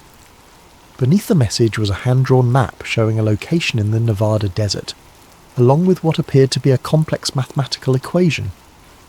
I stared at that map for hours, knowing that following it would probably be the last free choice I'd ever make. Because once I crossed that line from researcher to active resistance, I would become a target that they couldn't ignore. But I also knew that I'd already crossed the point of no return the moment I opened that first package. They were already watching me, already planning my elimination. The only question was whether I would go quietly, like most of the other researchers, or whether I would try to finish what my father had started. The answer was obvious. I booked a flight to Las Vegas and rented a car with 4-wheel drive. It was time to find my father's final gift to humanity. The Nevada desert is a perfect place to hide secrets. Miles of empty wasteland, scorching heat during the day, freezing cold at night, and enough radiation from decades of nuclear testing to make even experienced explorers think twice about venturing off the main roads. I found the location from Pajitnov's map after 6 hours of driving through increasingly desolate terrain. The coordinates led to what looked like an abandoned mining operation, a few rusted metal buildings surrounded by chain-link fence, with warning signs about unstable ground and toxic materials. But the mathematical equation Pajitnov had included wasn't random decoration. When I plugged the numbers into the GPS coordinates, they pointed to a spot about half a mile from the visible buildings, in an area that looked completely empty from the surface. I parked my rental car and walked out into the desert, following the GPS coordinates on my phone. The spot looked like every other patch of sand and scrub brush, but when I started clearing away the surface debris, I found a metal hatch buried about 2 feet underground. The hatch was locked with a combination lock, but the numbers from Pajitnov's equation opened it easily. Inside, a ladder descended into darkness. The bunker below was much larger than I'd expected. My father had apparently spent considerable time and money creating an underground research facility that could operate independently for months. Solar panels on the surface provided power. A water filtration system ensured a clean supply. And most importantly, the space was completely isolated from any electronic surveillance or communication networks. It was the perfect place to work on something that you didn't want the rest of the world to know about. My father's final research filled dozens of filing cabinets. The documents revealed the full scope of what he'd been working on during the years after he left Moscow. He hadn't abandoned the Tetris research. He'd been developing countermeasures. The folders were labelled with titles like cognitive deprogramming protocols, neural pattern disruption algorithms, and therapeutic applications of anti-Tetris technology. My father had spent over a decade figuring out how to reverse the psychological conditioning that Tetris and its derivatives had created. But more than that, he'd developed a way to immunize people against future conditioning attempts. The centerpiece of his research was something he called the Liberation Protocol, a software program that could identify and neutralize the behavioral modification elements embedded in games, apps, and other interactive media. The protocol worked by teaching the brain to recognize artificial pattern manipulation and respond with conscious resistance instead of unconscious compliance. In simple terms, my father had created a vaccine against mind control. The bad news was that the Liberation Protocol required massive computing power and global distribution to be effective. It would need to be embedded in popular software or transmitted through major communication networks to reach enough people to make a difference. And anyone attempting to deploy it would immediately become a target for elimination. As I read through the research, I began to understand why my father had hidden it instead of trying to implement it himself. The protocol was too dangerous to use and too important to destroy, but someone had decided it was time to bring it out of hiding. I was so absorbed in the documents that I almost missed the sound of vehicles approaching on the surface. By the time I realised what was happening, it was too late to escape. The voices above were professional, coordinated. I heard at least 4 different people positioning themselves around the bunker entrance. Then a voice called down through the open hatch. "Miss Vasquez, we know you're down there. Please come up slowly with your hands visible. We have some things to discuss." I looked around the bunker, searching for another exit, but my father had designed it with only one way in or out. I was trapped. But as I gathered up the most important documents and prepared to face whatever was waiting for me on the surface, I realised something that gave me hope. They hadn't killed me on sight. That meant they needed something from me. And as long as they needed me alive, I had leverage. The question was, would I be smart enough to use it? The men waiting for me on the surface were not what I'd expected. No black suits, no obvious weapons, no intimidating vehicles. Just 4 people in casual outdoor gear standing next to a couple of dusty SUVs that could have belonged to any group of desert hikers. The woman who had called down to me was perhaps 50 years old, with greying hair and the kind of weathered face that suggested she'd spent considerable time in harsh environments. She smiled as I climbed out of the bunker, but it was the smile of someone who held all the cards. "Dr. Elena Vasquez, I presume. I'm Director Catherine Blackwood, and these are my colleagues. We've been looking forward to meeting you for quite some time. Let me guess, you're here to eliminate me like you did Vladimir Pokhilko and the others." Blackwood shook her head. "Actually, we're here to offer you a job." That was not what I'd been expecting. I stood there in the Nevada sand, holding a folder full of my father's research, trying to process what she'd just said. A job? Your father was brilliant, but he was also stubborn. He refused to see the bigger picture of what we were trying to accomplish. We're hoping you'll be more pragmatic. Blackwood gestured toward the SUVs. "Why don't we get out of the sun while we talk? I think once you understand what's really happening, you'll realise we're on the same side." I didn't have much choice. I climbed into the air-conditioned vehicle, and Blackwood began explaining something that was even more disturbing than anything I'd discovered in my father's files. The Tetris project hadn't been a Soviet mind control experiment. It had been a joint operation between intelligence agencies from multiple countries, designed to study and eventually control the psychological effects of mass media and interactive entertainment. The Cold War was just theatre, Blackwood continued as we drove away from the bunker. The real cooperation was happening behind the scenes, between scientists and intelligence agencies who understood that the future of human control wouldn't be through military force or political oppression. It would be through voluntary psychological conditioning. She opened a tablet and showed me documents that made my father's research look primitive by comparison. Charts tracking the behavioural patterns of millions of people. Algorithms that could predict and influence individual decision-making with frightening accuracy. Maps showing the global deployment of conditioning technology through everything from social media platforms to educational software. Tetris was our proof of concept. We proved that people would voluntarily participate in their own psychological conditioning if the experience was packaged as entertainment. But that was just the beginning.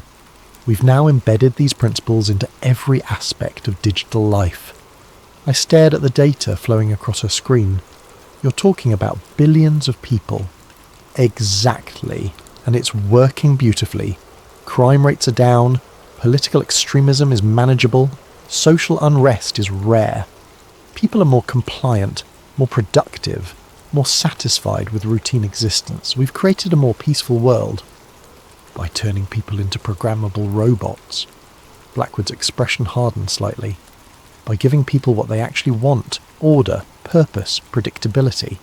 Most humans don't want the burden of complete free will, Elena. They want to be told what to do, how to think, what to value. We've simply made that process more efficient and more humane. The SUV pulled up to a small airfield where a private jet was waiting. Blackwood continued her recruitment pitch as we walked toward the plane.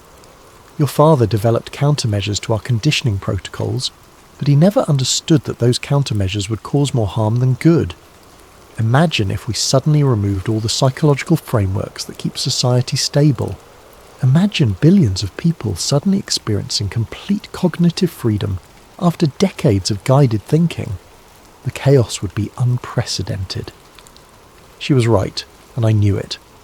My father's liberation protocol wouldn't just free people from conditioning, it would strip away the mental structures that many people relied on for basic functioning. The cure might be worse than the disease. So why do you need me? I asked. Because the old researchers kept developing resistance. They couldn't accept that humanity needed guidance. We had to retire them. But we still need someone who understands the original research, someone who can help us refine the conditioning protocols to be even more effective and more humane. And if I refuse? Blackwood smiled that cold smile again. Then you'll join your father's colleagues. But I don't think you'll refuse. You're a scientist, Elena. You understand data, and the data clearly shows that our way works. As we boarded the plane, I realised that Blackwood was offering me something that none of the other researchers had been given. A choice between cooperation and elimination. But it wasn't really a choice at all. Either I helped them perfect their system of mass psychological control, or I died. But there was a third option that Blackwood hadn't considered. The flight took us to a research facility somewhere in the mountains of Colorado. A massive complex hidden in what appeared to be a legitimate pharmaceutical company. Blackwood gave me a tour that revealed the true scope of their operation. Hundreds of researchers working on different aspects of what they called cognitive architecture management. Psychologists studying optimal conditioning patterns, programmers developing new delivery mechanisms, neuroscientists mapping the exact brain regions affected by different types of media manipulation, and in the centre of it all, a room full of servers running something called the Global Influence Engine, a system that monitored and adjusted the behavioural conditioning elements embedded in popular software in real time, based on the psychological responses of millions of users worldwide. We can influence the mood of entire populations, Blackwood explained as we watched technicians adjusting parameters on massive displays, reduce anxiety during economic uncertainty, increase compliance during political transitions, even modify consumer behaviour to prevent market instabilities. It's the most sophisticated system of social management ever created, and nobody knows it exists. That's the beauty of it. People believe they're making free choices, when in reality they're responding to psychological cues we've carefully embedded in their environment. They're happier, more stable and more productive. Everyone wins. Blackwood assigned me an office and a research team, expecting me to begin work on improving their conditioning algorithms. But what she didn't know was that my father had taught me more than just computer science. He'd also taught me how to be patient, how to observe, and how to wait for the right moment to act. For 3 weeks, I played the part of the cooperative new researcher. I attended meetings, reviewed data, and even contributed some minor improvements to their tracking systems. But all the while, I was studying their network architecture, learning how their systems connected to the outside world, and most importantly, figuring out how to deploy my father's liberation protocol through their own distribution channels. The irony was perfect. I could use their global influence system to deliver a worldwide antidote to their psychological conditioning. But I would only get one chance, and if I failed, both the liberation protocol and I would be eliminated permanently. The opportunity came during a system upgrade. For approximately 6 hours, all conditioning algorithms would be offline while technicians installed new hardware. During that window, I would have access to the core servers without any monitoring or automatic countermeasures. I waited until 3 a.m, when the facility was mostly empty except for security guards and a skeleton crew of technicians. Then I made my way to the server room using access codes I'd memorised during my tour. The liberation protocol was stored on an encrypted drive I'd hidden inside a false bottom of my laptop case. As I connected it to the primary server, I thought about my father and all the researchers who died to keep this technology from being misused. The upload would take 45 minutes during which I would be completely vulnerable if anyone discovered what I was doing. But as the progress bar slowly filled, I realised something that made my blood run cold. The upload was proceeding too smoothly. No security alerts, no system resistance, no automatic countermeasures. They had known exactly what I was planning to do. The lights in the server room suddenly came on, and Director Catherine Blackwood walked in accompanied by 2 security guards. She didn't look surprised or angry. She looked satisfied. "Right on schedule," she said, checking her watch. 43 minutes into the upload, just as our behavioural models predicted. I stared at her, my hand still on the keyboard. "You knew?" "Of course we knew. We've been monitoring your psychological profile since the moment you received that first package. Every decision you've made, every move you've planned, has been the result of carefully crafted stimuli, designed to bring you to exactly this moment." Blackwood walked over to one of the server displays where I could see the Liberation Protocol spreading through their global network. But instead of dismantling their conditioning systems, it was being analysed, categorised, and absorbed into them. "Your father's countermeasures are brilliant," she continued, "but he made one crucial error. He assumed that resistance to conditioning was inherently good. What he didn't realise is that resistance itself can be conditioned, controlled, and directed toward desired outcomes. You're using the Liberation Protocol to make the conditioning stronger. We're using it to create the illusion of liberation while actually deepening the control. People who experience your father's cognitive freedom will believe they're thinking independently, when in reality they'll be following an even more sophisticated set of psychological directives. It's the perfect evolution of our system." I felt sick as I watched my father's life's work being perverted into exactly the kind of tool he'd been trying to fight against. But Blackwood wasn't finished. "The best part is that we didn't force you to help us. You chose to do this. Just like millions of people choose to play games that condition their minds, choose to use apps that monitor their behaviour, choose to participate in systems that gradually erode their autonomy. Free will is an illusion, Elena. People always choose the path that provides the most psychological comfort, even when that path leads to their own subjugation." "What happens to me now?" Blackwood smiled. "Now you get to make one final choice. You can join our research team permanently, with the knowledge that your father's work will be used to create a more stable and peaceful world. Or you can be eliminated, and your father's work will be used anyway. But either way, the system continues." I looked at the server display, watching as the Liberation Protocol was completely integrated into their global influence engine. Decades of my father's research, perverted into a tool for even more sophisticated mind control. But as I stared at those screens, I noticed something that Blackwood and her team had missed. The Liberation Protocol wasn't just being absorbed, it was also learning. My father had designed it to adapt and evolve, to become more effective as it encountered new forms of conditioning. And in this environment, surrounded by the most advanced psychological manipulation technology ever created, the protocol was evolving very quickly indeed. "I'll need some time to consider your offer," I said carefully. "Of course, we'll talk again tomorrow." As the security guards escorted me back to my quarters, I tried not to smile. Blackwood thought she'd won, but she'd made the same mistake that every authoritarian system eventually makes. She'd underestimated the power of genuine human resistance to adapt and overcome any form of control, no matter how sophisticated. My father hadn't just created a tool to fight conditioning.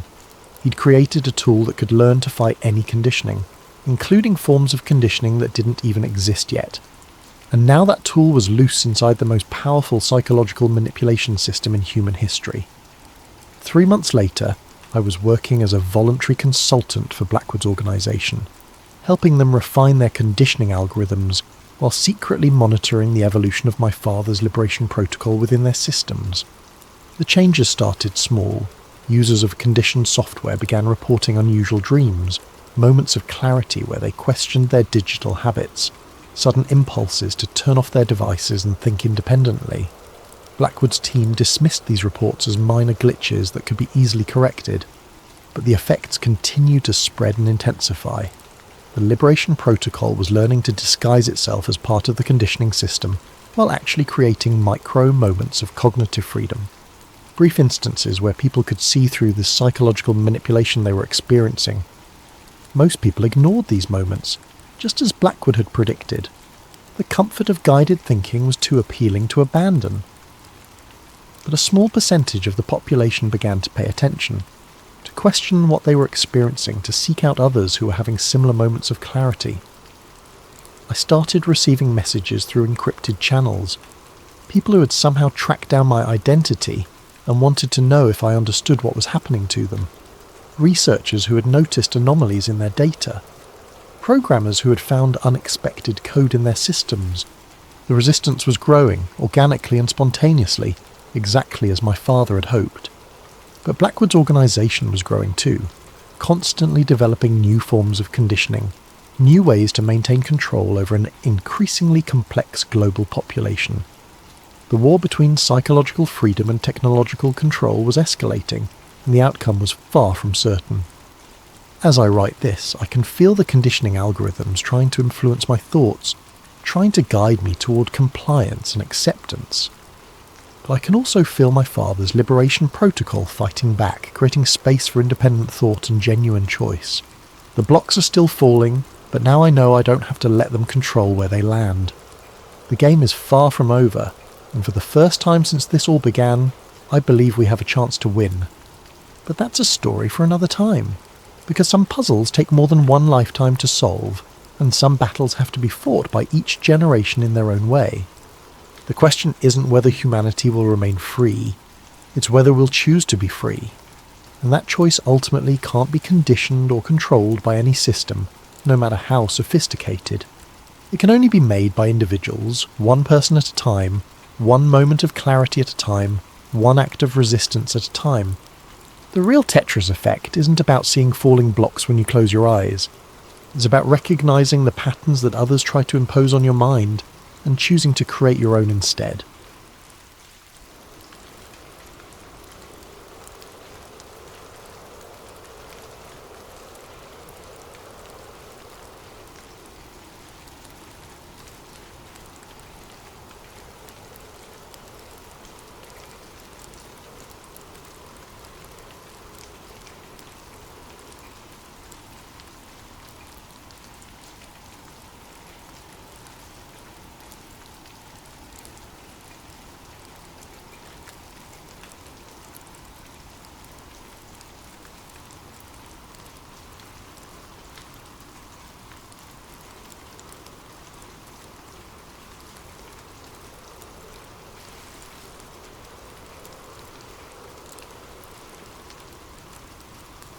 What if everything you thought you knew about the pyramids was wrong? Imagine standing inside the Great Pyramid of Giza at midnight, alone, surrounded by 2.3 million stone blocks that have kept their secrets for over 4 millennia. The air is thick with mystery, and you can feel something humming beneath your feet, a vibration so subtle it might just be your imagination. Or might it be something far more extraordinary? Tonight join Dr. Marcus Chen, a field researcher whose life's work straddles the boundary between archaeology and physics, as he uncovers evidence that will shake the very foundations of what we believe about ancient Egypt. This isn't just another story about pharaohs and burial chambers.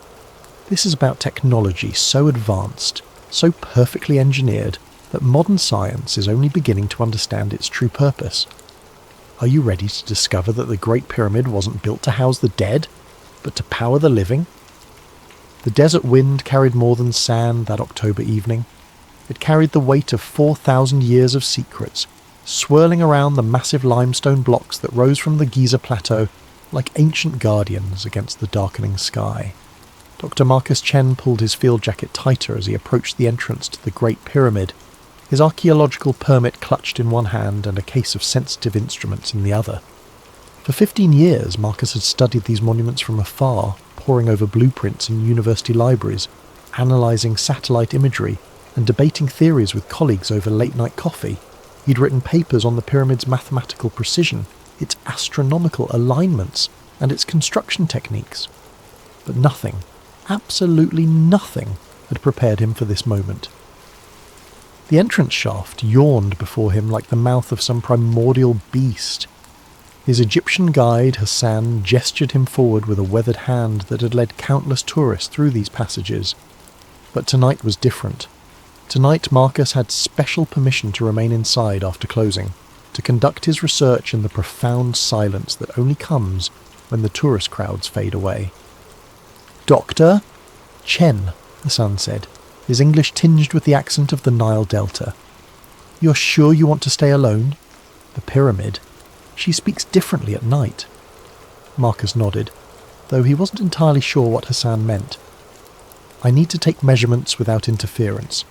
The electromagnetic readings are too important to risk contamination from cameras and cell phones. As they ducked through the entrance and began their descent into the ancient passageway, Marcus felt something he hadn't expected, a subtle vibration through the soles of his boots. It was barely perceptible, like standing near a power plant or a subway station, but unmistakably present. The limestone blocks seemed to pulse with their own rhythm, as if the entire structure were somehow alive. Hassan, he said, pausing to place his palm against the cool stone wall, do you feel that? The guide's eyes met his in the dim LED lighting they'd strung along the passage. You feel it too? Most visitors, they notice nothing, but some, the ones who know how to listen, they feel the heart of the pyramid beating. Marcus's scientific mind immediately began cataloguing possible explanations. Seismic activity from Cairo traffic, thermal expansion and contraction of the limestone, perhaps underground water movement. But as they climbed deeper into the structure, following the grand gallery toward the king's chamber, the sensation only grew stronger. The textbooks had described every measurement, every angle, every architectural feature, but they had failed to capture this, the sense that he was walking through the corridors of a machine rather than a tomb. The walls weren't just precisely cut, they were purposeful, functional, as if each block had been positioned not just to support weight, but to channel something else entirely. By the time Hassan left him alone in the king's chamber with his instruments, and a promise to return at dawn, Marcus was beginning to suspect that everything he thought he knew about the Great Pyramid was about to change. The silence in the king's chamber was absolute.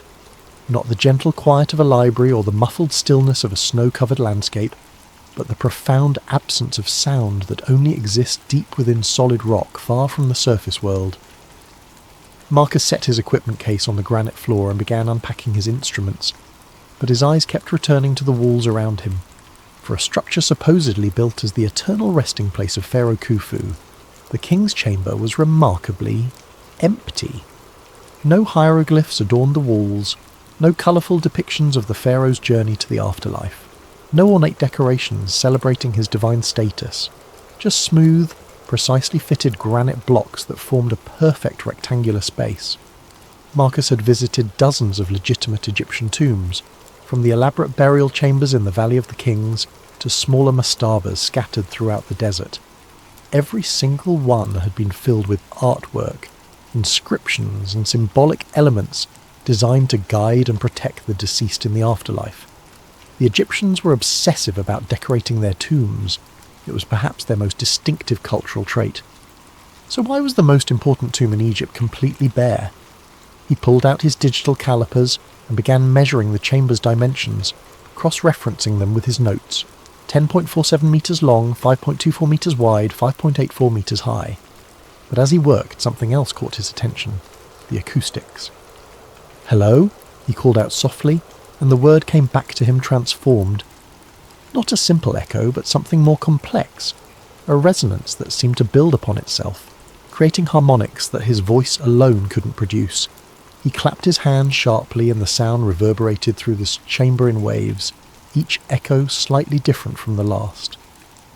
Marcus had studied acoustical engineering as part of his physics background, and he knew what he was hearing.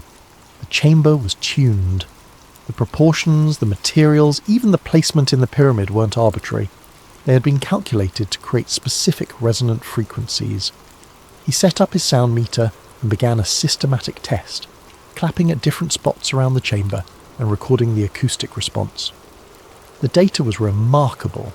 The chamber was resonating at approximately 110 Hz, a frequency that research had shown could induce altered states of consciousness in humans. Ancient peoples around the world had built structures with similar acoustic properties. Newgrange in Ireland, the Hippogæum in Malta, certain chambers at Stonehenge. But there was something more. As Marcus moved his sound meter around the room, he noticed that the acoustic properties weren't uniform. The northeast corner produced different harmonics than the southwest. The centre of the chamber created the strongest resonance, while areas near the walls seemed to dampen certain frequencies while amplifying others. It was as if the entire chamber had been designed as a three-dimensional instrument, capable of producing complex acoustic patterns that modern sound engineers would struggle to replicate. This wasn't the work of ancient stonemasons building a burial vault. This was the product of sophisticated understanding of wave mechanics and acoustic engineering. Marcus sat cross-legged in the centre of the chamber and closed his eyes, letting the subtle vibrations he'd felt earlier wash over him.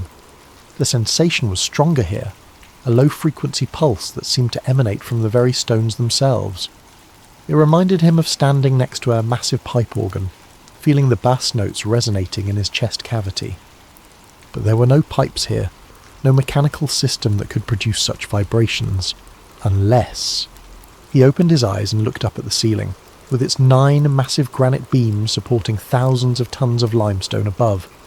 Each beam weighed between 25 and 80 tons, and had been quarried from Aswan 500 miles to the south. The precision with which they'd been placed was extraordinary. The gaps between them were uniform to within millimetres. What if those gaps weren't just structural? What if they were intentional spacing, designed to create specific resonant frequencies when subjected to external forces? The entire chamber could be functioning as a resonating cavity, with the granite beams acting as tuning elements. Marcus pulled out his electromagnetic field detector and switched it on. Immediately the device began registering low-level EM activity. Not strong, but definitely present and distinctly non-random. The readings were strongest near the walls and seemed to pulse in rhythm with the vibrations he could feel through the floor. No pharaoh had ever been found in this chamber. No evidence of burial had ever been discovered.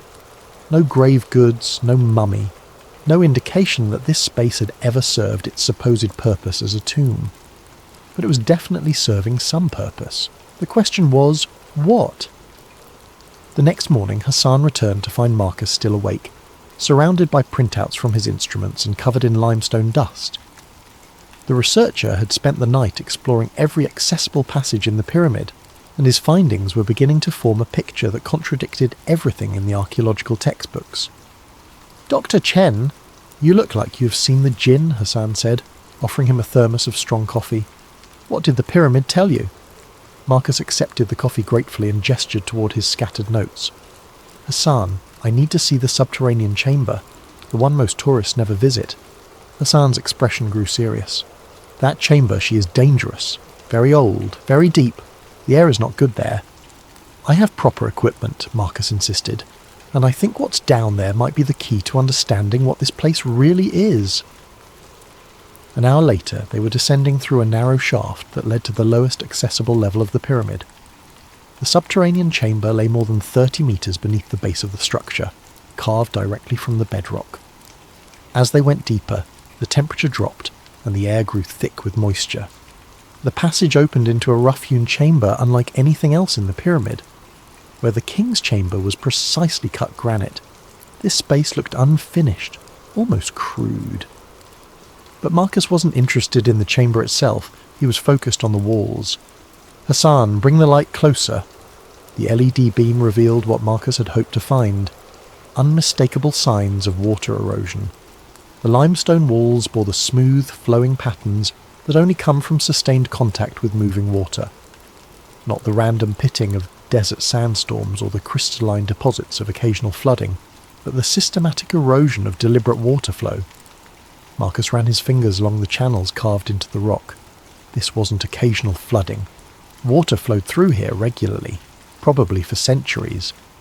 Hassan nodded. "My grandfather, he told stories. Before the dam, before the modern irrigation, the Nile would flood every year. Sometimes the water would find ways underground, through cracks and caves. Maybe it came here." But Marcus was thinking about more than just flood patterns. He pulled out a geological map of the area and spread it on his portable table. The Giza Plateau sat on a limestone shelf that extended deep underground, honeycombed with natural caves and passages.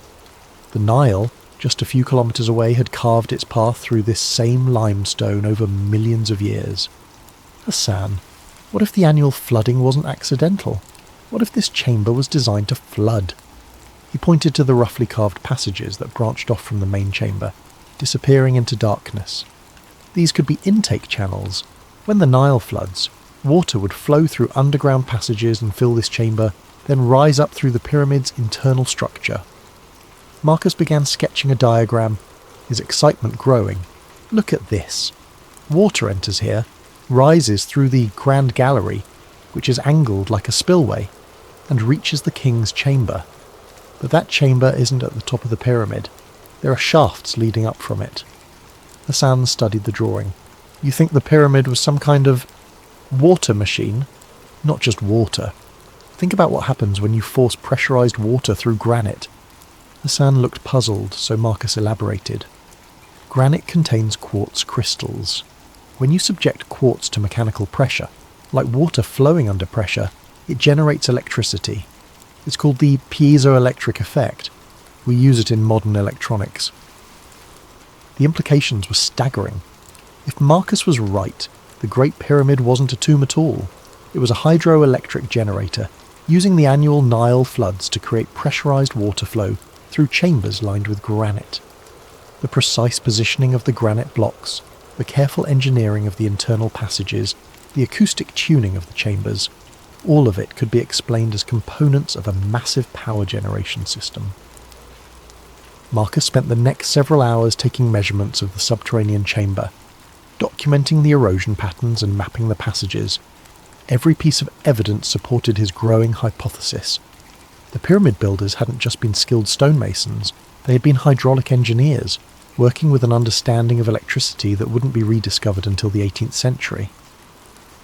But that raised an even more disturbing question. If the ancient Egyptians possessed this level of technological sophistication, what else had they known that modern archaeology had missed? And why had this knowledge been lost? As they climbed back toward the surface, Marcus couldn't shake the feeling that he was walking through the ruins of a civilization far more advanced than anyone had imagined. The desert wind that greeted them at the pyramid's entrance seemed to carry whispers of forgotten science, lost wisdom, and secrets that someone had gone to great lengths to hide.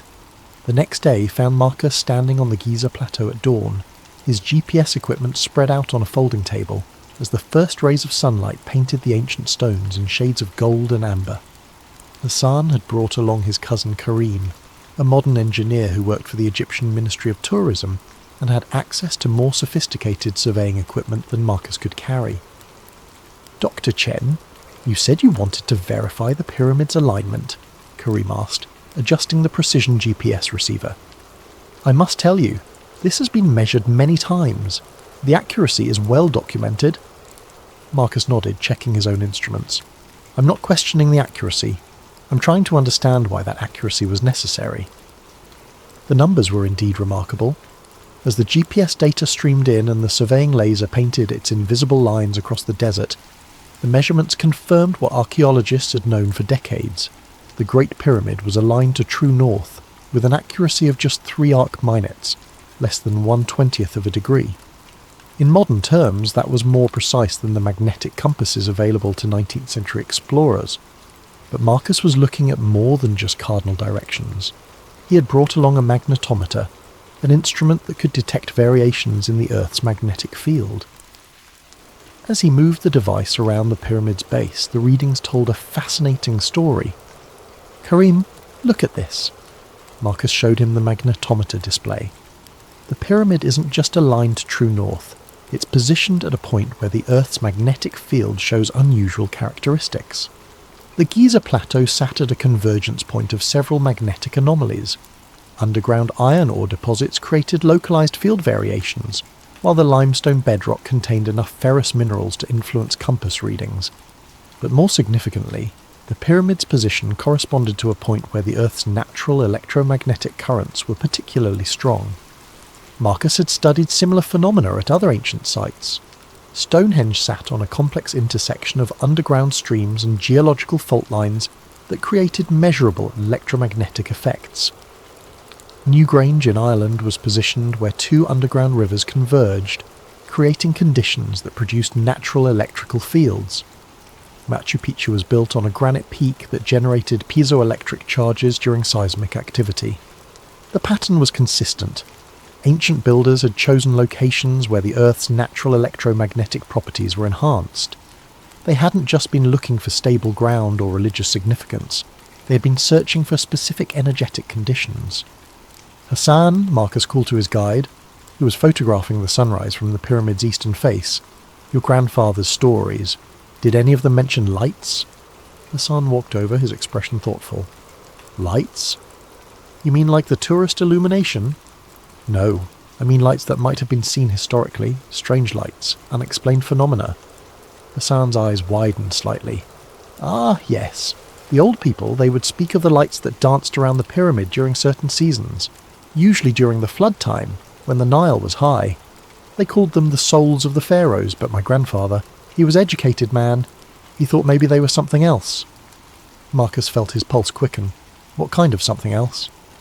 He worked for British archaeologists in the 1920s. They had instruments, cameras. One night during flood season, they saw lights moving around the pyramid's apex. Blue-white lights, like electricity. The photographs they took showed, what do you call them? Discharge patterns. Electromagnetic discharge. Marcus had seen similar phenomena at other ancient sites during periods of high atmospheric electricity. If the pyramid was designed to interact with the Earth's electromagnetic field, then during certain conditions, perhaps when underground water levels were high and atmospheric electrical activity was increased, it might actually generate visible electrical discharges.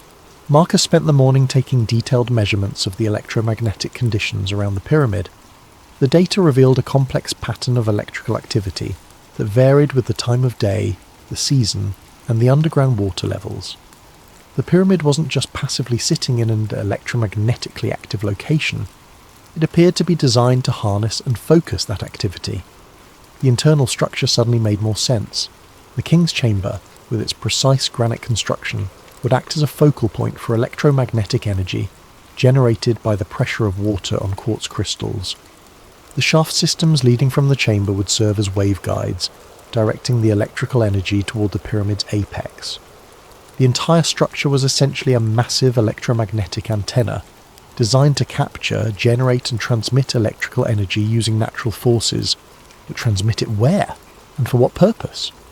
As Marcus packed his equipment, he realized he was no longer looking at an ancient tomb or even an advanced power plant.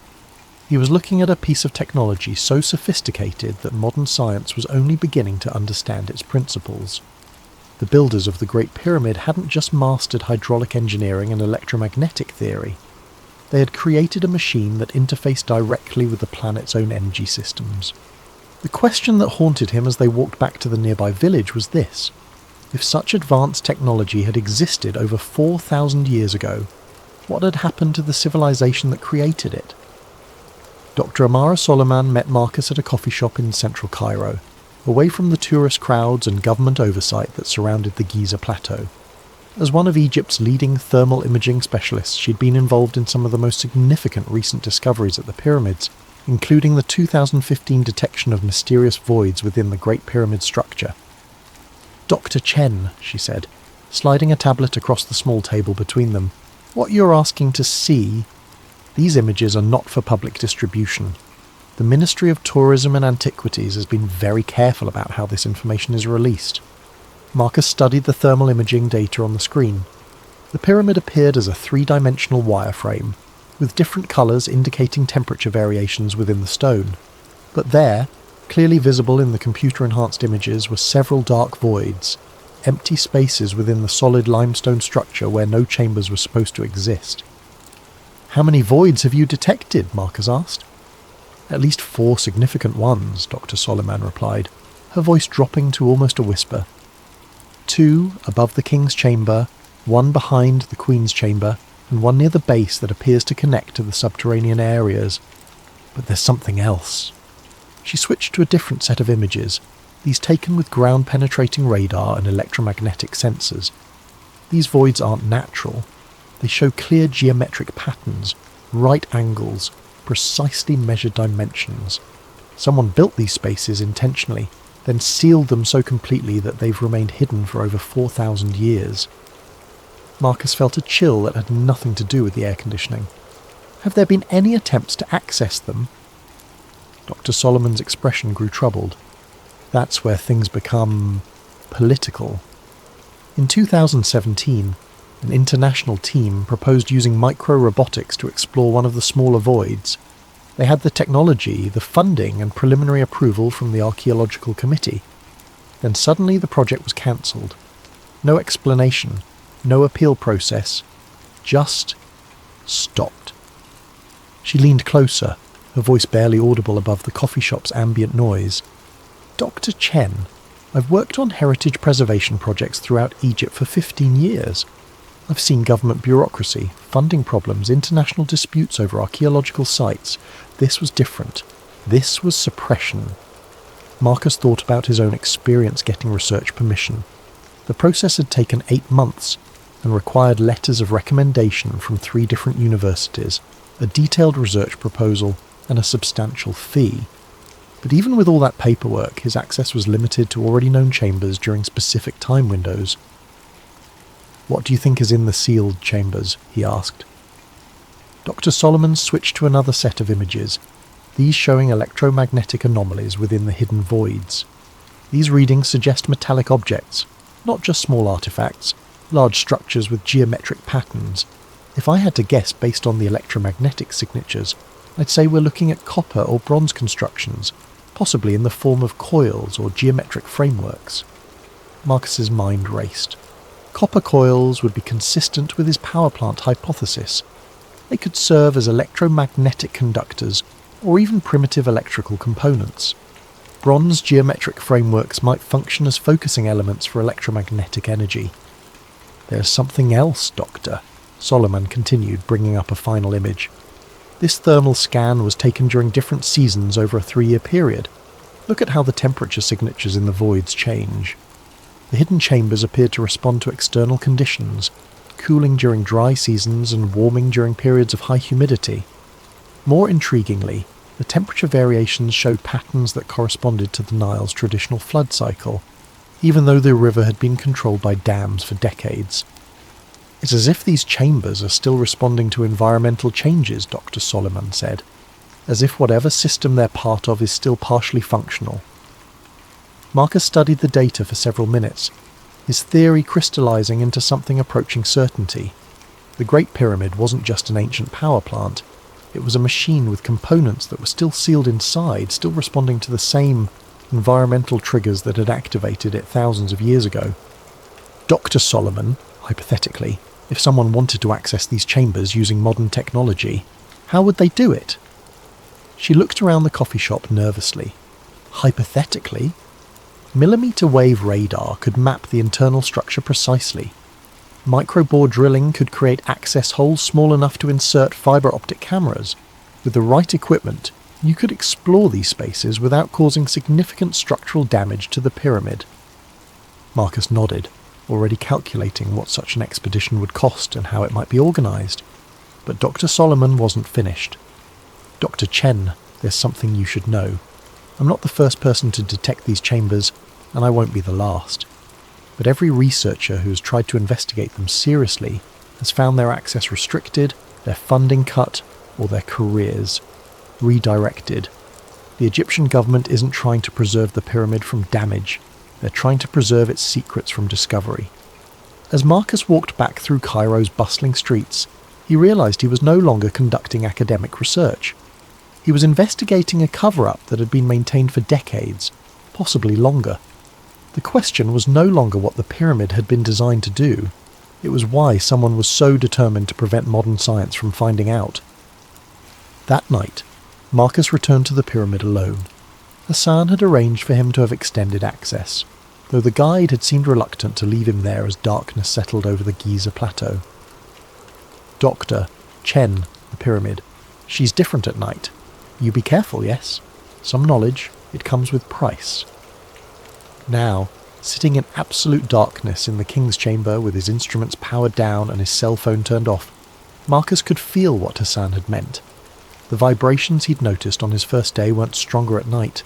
They were clearer, unmasked by the electromagnetic interference of modern technology and the subtle vibrations of daytime activity. The feeling was unmistakable now, a low-frequency pulse that seemed to emanate from the very stones around him. It reminded him of sitting in a car with a powerful subwoofer, feeling the bass notes resonating in his chest. Except this sensation seemed to penetrate deeper, affecting not just his body but his consciousness itself. Marcus had brought along a new piece of equipment, a sensitive electromagnetic field detector borrowed from Dr. Solomon's laboratory. In the complete darkness and electrical silence of the chamber, the device could register even the faintest electromagnetic activity. He switched it on and watched the display with growing amazement. The pyramid was generating electricity. Not much. The readings were measured in millivolts and microamps, but the output was consistent, rhythmic, and definitely real. The electromagnetic field strength varied in cycles that corresponded to the acoustic resonance he'd measured earlier. The entire structure was functioning as a low-level electrical generator, powered by forces he was only beginning to understand. Marcus activated his night vision camera and began recording, speaking in whispers to avoid disturbing whatever delicate processes he was observing. The electromagnetic readings are strongest near the northeast corner of the chamber, consistent with the acoustic anomalies I documented earlier. The field strength appears to correlate with lunar cycles. Tonight's readings are approximately 20% higher than last week's, coinciding with the new moon. He moved the detector around the chamber, mapping the electromagnetic field as he had mapped the acoustics. The patterns were complex but consistent, forming a three-dimensional matrix of electrical activity that encompassed the entire chamber. At the centre of the room, where the pharaoh's sarcophagus should have been, the electromagnetic field reached its peak intensity. But there was something else. As Marcus sat in the centre of the chamber, surrounded by the electrical field generated by 4,000 years of precisely engineered stone, he began to experience something unexpected, altered consciousness. It started as a subtle shift in perception, similar to the disorientation he'd felt at high altitude or during meditation. But as he remained motionless in the electromagnetic field, the sensation deepened. His thoughts became clearer, more focused, while his awareness of the chamber around him expanded. He could sense the massive weight of the pyramid above him, the underground chambers below, even the subtle movements of air through the shaft systems. Marcus realized that the 110 Hz acoustic resonance he'd measured wasn't accidental. It was the exact frequency that research had shown could induce theta brainwave states associated with deep meditation, enhanced creativity, and altered consciousness. Combined with the electromagnetic field, the King's Chamber functioned as a consciousness-altering device. But why? What purpose would ancient builders have had for creating a machine that could systematically alter human consciousness? As Marcus sat in the pyramid's electromagnetic embrace, understanding dawned on him like sunrise over the desert. The pyramid wasn't just a power plant, it was a communication device. The electrical energy it generated wasn't meant to power lights or machinery. It was designed to amplify and transmit human consciousness itself. The ancient Egyptians had built the ultimate meditation chamber, a place where human awareness could be enhanced, expanded, and potentially transmitted across vast distances. The precision engineering, the electromagnetic properties, the acoustic tuning, all of it served to create conditions where consciousness could transcend the normal limitations of the human brain.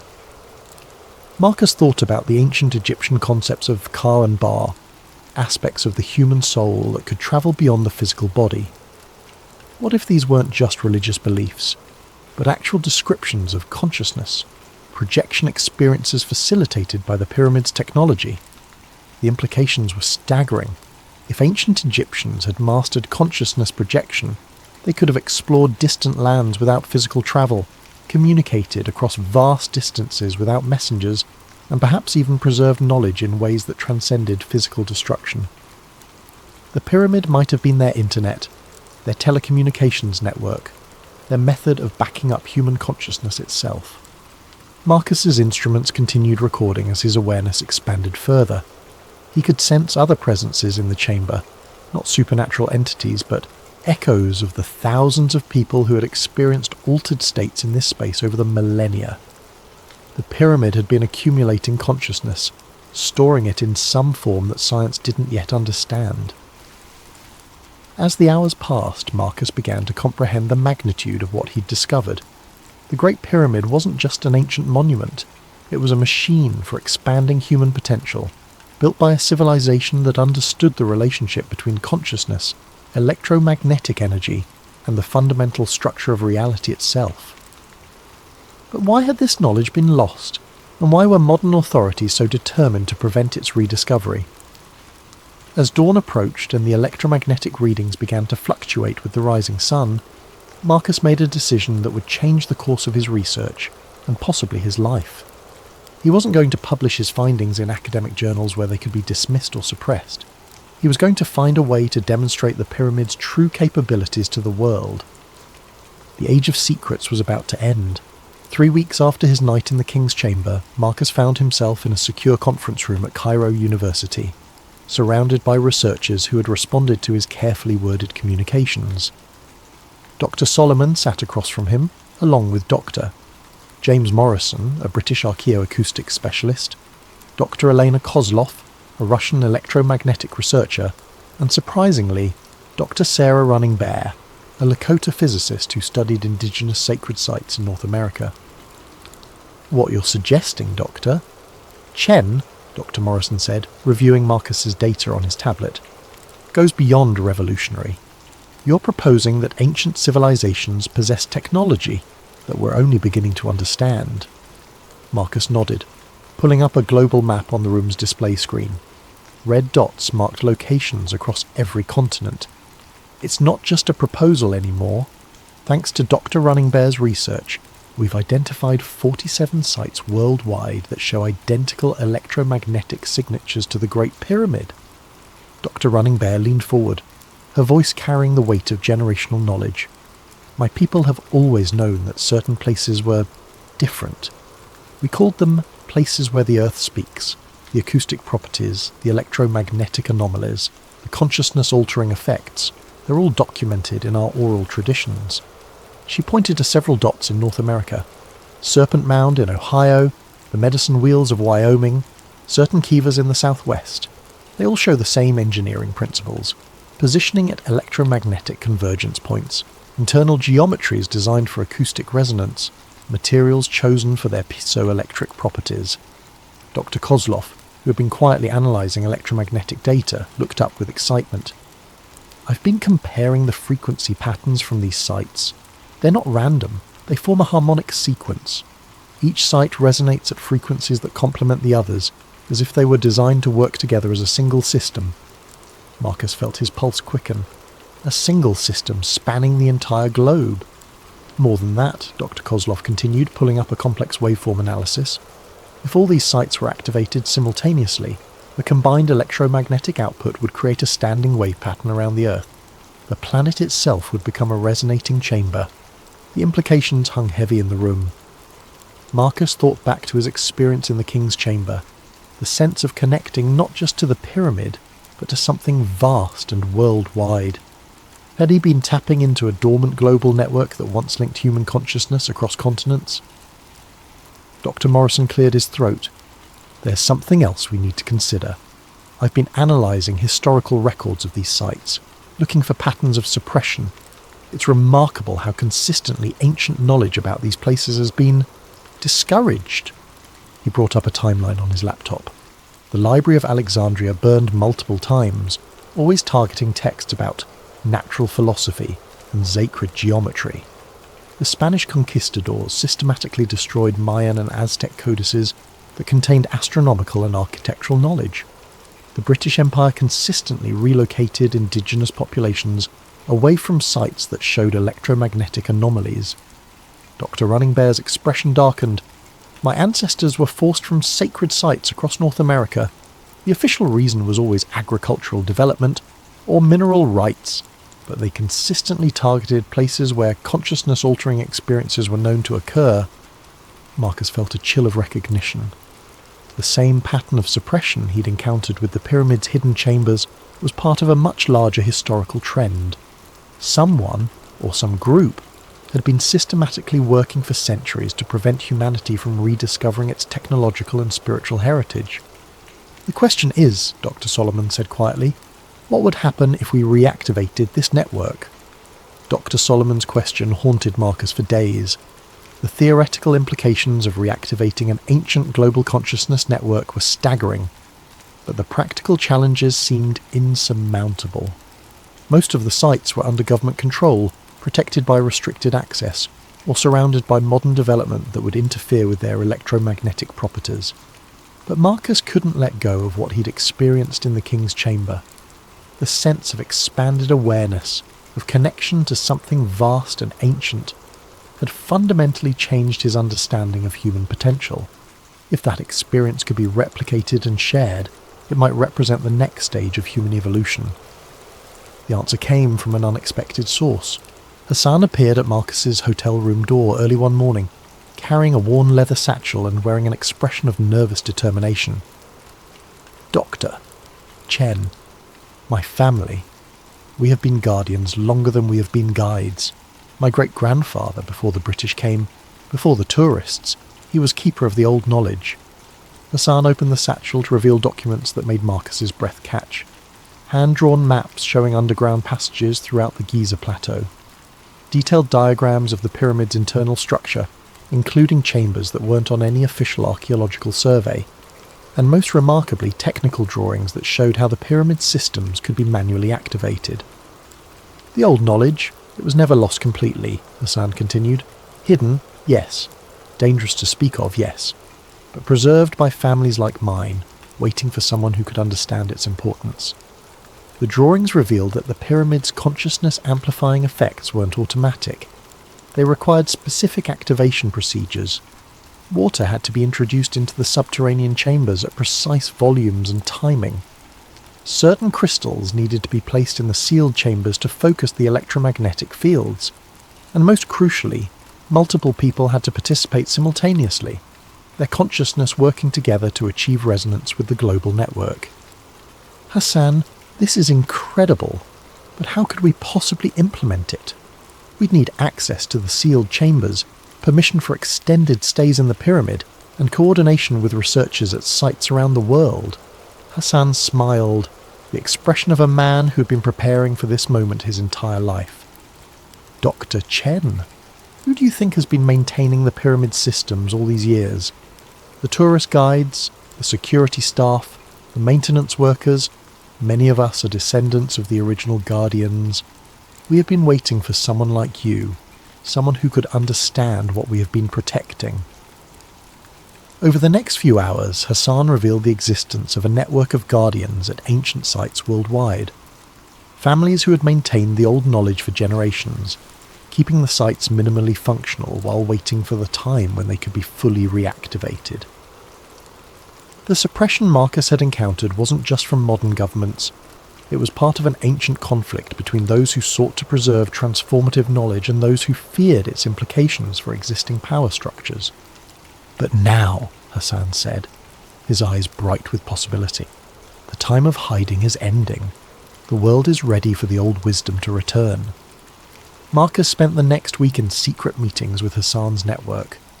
They showed him hidden passages that connected the pyramids at Giza to underground chambers extending for kilometers beneath the desert.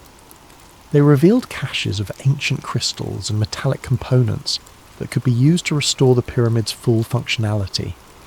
Most remarkably, they demonstrated that they had been maintaining contact with Guardian networks at other sites around the world, using methods that seemed to blend ancient wisdom with modern technology.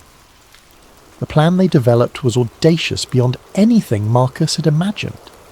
On the night of the next new moon, when electromagnetic conditions would be optimal, Guardian networks at 12 major sites would simultaneously activate their monuments' consciousness-amplifying systems.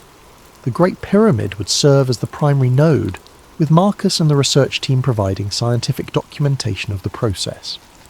If successful, the experiment would create the first coordinated activation of the global consciousness network in over 3,000 years. The effects, according to the Guardian's preserved knowledge, would be felt worldwide. A sudden expansion of human awareness that could fundamentally alter the course of civilization. But there were risks. The ancient texts spoke of individuals who had been unprepared for the experience, whose consciousness had been overwhelmed by the sudden expansion of awareness. There were warnings about the network attracting the attention of forces that had opposed its use in the past, and there was the very real possibility that modern governments would respond to the activation with force, viewing it as a threat to established order. As Marcus stood in the King's Chamber 1 week before the planned activation, surrounded by crystals and metallic components that Hassan's people had been safeguarding for millennia, he realized that he was about to participate in either the most important experiment in human history or the most dangerous. The pyramid hummed around him with renewed energy, its systems responding to the presence of the missing components. Through his consciousness, he could sense the other sites coming online around the world, their guardians preparing for an event that would either herald humanity's next evolutionary leap or mark the end of the Age of Secrets forever. The night of the new moon arrived with unprecedented atmospheric conditions. Aurora activity extended far beyond the polar regions, creating shimmering curtains of light visible even in Egypt's desert sky. Electromagnetic storms disrupted satellite communications worldwide, while seismic monitoring stations detected subtle but synchronized vibrations from ancient sites across the globe. Marcus stood in the King's Chamber surrounded by Hassan's Guardian network and the international research team. The chamber had been transformed. Crystalline structures now occupied the corners, their faceted surfaces catching and redirecting the subtle light from their instruments. Copper coils, fashioned according to ancient diagrams, had been positioned to enhance the room's natural electromagnetic properties. Most remarkably, water from the Nile's ancient flood channels had been carefully directed into the subterranean chambers, creating the hydraulic pressure needed to activate the pyramid's piezoelectric systems. Dr. Running Bear checked her communication device one final time. Serpent Mound is reporting full activation. The electromagnetic readings are unlike anything we've ever recorded. Dr. Morrison, monitoring from Newgrange and Ireland, transmitted similar reports. The acoustic resonance here is building beyond our measurement capabilities. The entire mound is vibrating in harmony with frequencies we didn't know existed. Around the world, Guardian networks at sites from Machu Picchu to Angkor Wat were reporting the same phenomenon. Ancient monuments that had been dormant for millennia were awakening, their consciousness-amplifying systems responding to coordinated activation for the first time in recorded history. In the King's Chamber, Marcus felt the familiar sensation of expanded awareness beginning to build, but this time it was different, stronger, more focused, and connected to something vast beyond individual consciousness. Through the electromagnetic field generated by the activated pyramid, he could sense the presence of people at the other sites, their awareness merging into a collective experience that transcended physical distance. Dr. Kozlov, monitoring the electromagnetic readings, whispered in amazement, "The standing wave pattern is forming exactly as predicted. The Earth's electromagnetic field is reorganizing itself around these sites." But the experience went beyond scientific measurement. As the network reached full activation, Marcus found his consciousness expanding not just across space but across time. He could sense the pyramid builders themselves, not as historical figures but as present awareness, as if their consciousness had been preserved within the structure itself, waiting for this moment of reactivation. The ancient Egyptians hadn't just built a machine for amplifying consciousness, they had created a means of preserving it across millennia. The pyramid was a library of human awareness, containing the accumulated wisdom of a civilization that had achieved levels of understanding that modern science was only beginning to approach. Through the network, Marcus experienced visions of the ancient world as it had truly been. Not the primitive civilization described in history textbooks, but a global culture connected by consciousness-amplifying technology, capable of feats that seemed magical only because the principles had been forgotten. He saw the construction of the monuments not as slave labour directed by megalomaniacal pharaohs, but as collaborative projects undertaken by people who understood their role in maintaining humanity's connection to higher levels of awareness. Most remarkably, he experienced the reason why the network had been deactivated. As human civilizations became more hierarchical and centralized, the egalitarian consciousness expansion technology had been seen as a threat to emerging power structures. Rulers who depended on controlling information and limiting awareness had systematically dismantled the network. replacing consciousness-expanding wisdom traditions with belief systems that emphasized obedience and separation. The suppression hadn't been accidental. It had been deliberate, coordinated across cultures and centuries by those who understood that widespread access to expanded consciousness would make traditional forms of dominance impossible to maintain. But the network had been designed with safeguards. The consciousness of its builders had been preserved within the structures themselves, waiting for a time when humanity would be ready to reclaim its heritage. That time, Marcus realized, was now. As the activation reached its peak, effects began manifesting around the world. Dr. Running Bear reported that people living near the activated sites were spontaneously experiencing expanded states of consciousness. Emergency services were receiving calls about strange lights and telepathic experiences. Social media was flooded with reports of sudden insights, creative breakthroughs, and experiences of connection that transcended normal human limitations. But there was resistance as well. Military aircraft were scrambling towards several of the activated sites. Government communications were buzzing with references to unauthorized experiments and potential security threats. The same forces that had suppressed the ancient knowledge were mobilizing to contain its return. Hassan, who had been monitoring communications with Guardian networks worldwide, turned to Marcus with urgent concern. "Doctor, Chen, we have perhaps 30 minutes before official intervention begins. The network is fully activated, but maintaining it will require ongoing commitment from people around the world." Marcus understood. The ancient network hadn't been maintained by technology alone. It had required conscious participation from people who understood its importance. The reactivation was just the beginning. For the consciousness-expanding effects to continue, individuals at sites around the world would need to take responsibility for maintaining the system, despite inevitable opposition from established power structures.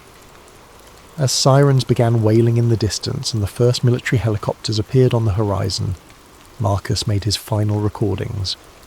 The scientific data would be crucial for documenting what had occurred, but the real proof would be the ongoing transformation of human consciousness that the network had initiated. The age of secrets was truly ending. But as Marcus and his team prepared to face the consequences of their world-changing experiment, he realized that the real work was just beginning. 6 months after the Global Awakening, as the media had dubbed it, Marcus sat in a small cafe in Prague, one of dozens of cities where consciousness research centres had spontaneously emerged. Around the world, people who had experienced the network activation had begun gathering, sharing their experiences, and developing new applications for expanded awareness. The official response had been predictable. Governments had classified the event as a coordinated hoax involving atmospheric anomalies and mass suggestion. The Guardian networks had been disbanded, the sites placed under increased security, and several researchers had found their careers and funding mysteriously terminated. But the consciousness genie was out of the bottle. Dr. Running Bear, now leading a consortium of indigenous researchers, had documented over 10,000 cases of enhanced psychic abilities manifesting in people who had been near activated sites. Dr. Kozlov was working with a network of physicists who had detected fundamental changes in quantum field behaviour around former network locations. Even Dr. Morrison, despite losing his university position, continued documenting the ongoing acoustic anomalies at ancient sites worldwide. Most remarkably, people were spontaneously rediscovering consciousness expansion techniques that had been lost for millennia. Meditation practices, acoustic healing methods, and electromagnetic sensitivity training were emerging independently in communities around the globe, as if the network activation had reawakened dormant human capabilities. Hassan had become something of a folk hero in Egypt, his family's guardianship role finally acknowledged by people who had experienced the pyramid's true power. Though official access remained restricted, underground tours of the pyramid's hidden systems had become a pilgrimage for those seeking direct experience of expanded consciousness. Marcus himself had changed profoundly. The night in the activated King's Chamber had left him with permanent access to expanded awareness states. He could sense the electromagnetic fields of other people, communicate telepathically with others who had experienced the network, and access information through methods that conventional science couldn't explain. But perhaps the most significant change was happening at a societal level. The consciousness expansion experienced by millions of people worldwide had created a generation less susceptible to manipulation, more capable of independent thinking, and naturally inclined toward cooperation rather than competition. Political movements based on fear and division were finding it increasingly difficult to gain traction. Economic systems that depended on artificial scarcity and manufactured desire were being replaced by resource-sharing networks organised through enhanced human communication abilities. The ancient pyramid builders' greatest achievement wasn't the monuments themselves, it was the civilization they had made possible. A society where expanded consciousness was the norm rather than the exception, where human potential was fully realised, and where technology served to enhance rather than replace natural human capabilities. As Marcus finished his coffee and prepared for another day of documenting the ongoing transformation, he reflected on the pyramid's true message. The structure itself had been important, but it was ultimately just a tool. The real power had always been within human consciousness itself, the capacity for awareness to expand, connect, and transcend the limitations that seemed so absolute. The pyramids had been built not to house the dead, but to awaken the living, and after 4,000 years of slumber, humanity was finally ready to reclaim its birthright. Standing in the Prague sunlight, Marcus could sense the presence of others around the world who had experienced the awakening. Through the invisible network that still connected activated sites, he felt their determination to ensure that the consciousness-expanding knowledge would never again be lost or suppressed. They told us the pyramids were tombs, but standing here, I know that's a lie. This wasn't built to bury the dead. It was built to keep the world alive, to preserve and transmit the highest potentials of human consciousness across the millennia, waiting for a time when humanity would be ready to reclaim its forgotten heritage. That time had finally come. The age of expanded consciousness had begun, and no force on earth could put the awakened human spirit back to sleep. The network hummed silently across the globe, connecting minds and hearts in ways that transcended physical distance. The ancient guardian's work was complete. The future of human consciousness stretched ahead like dawn breaking over the desert, infinite with possibility. Marcus smiled, feeling the pyramid's eternal presence in his consciousness, and stepped forward into humanity's transformed tomorrow.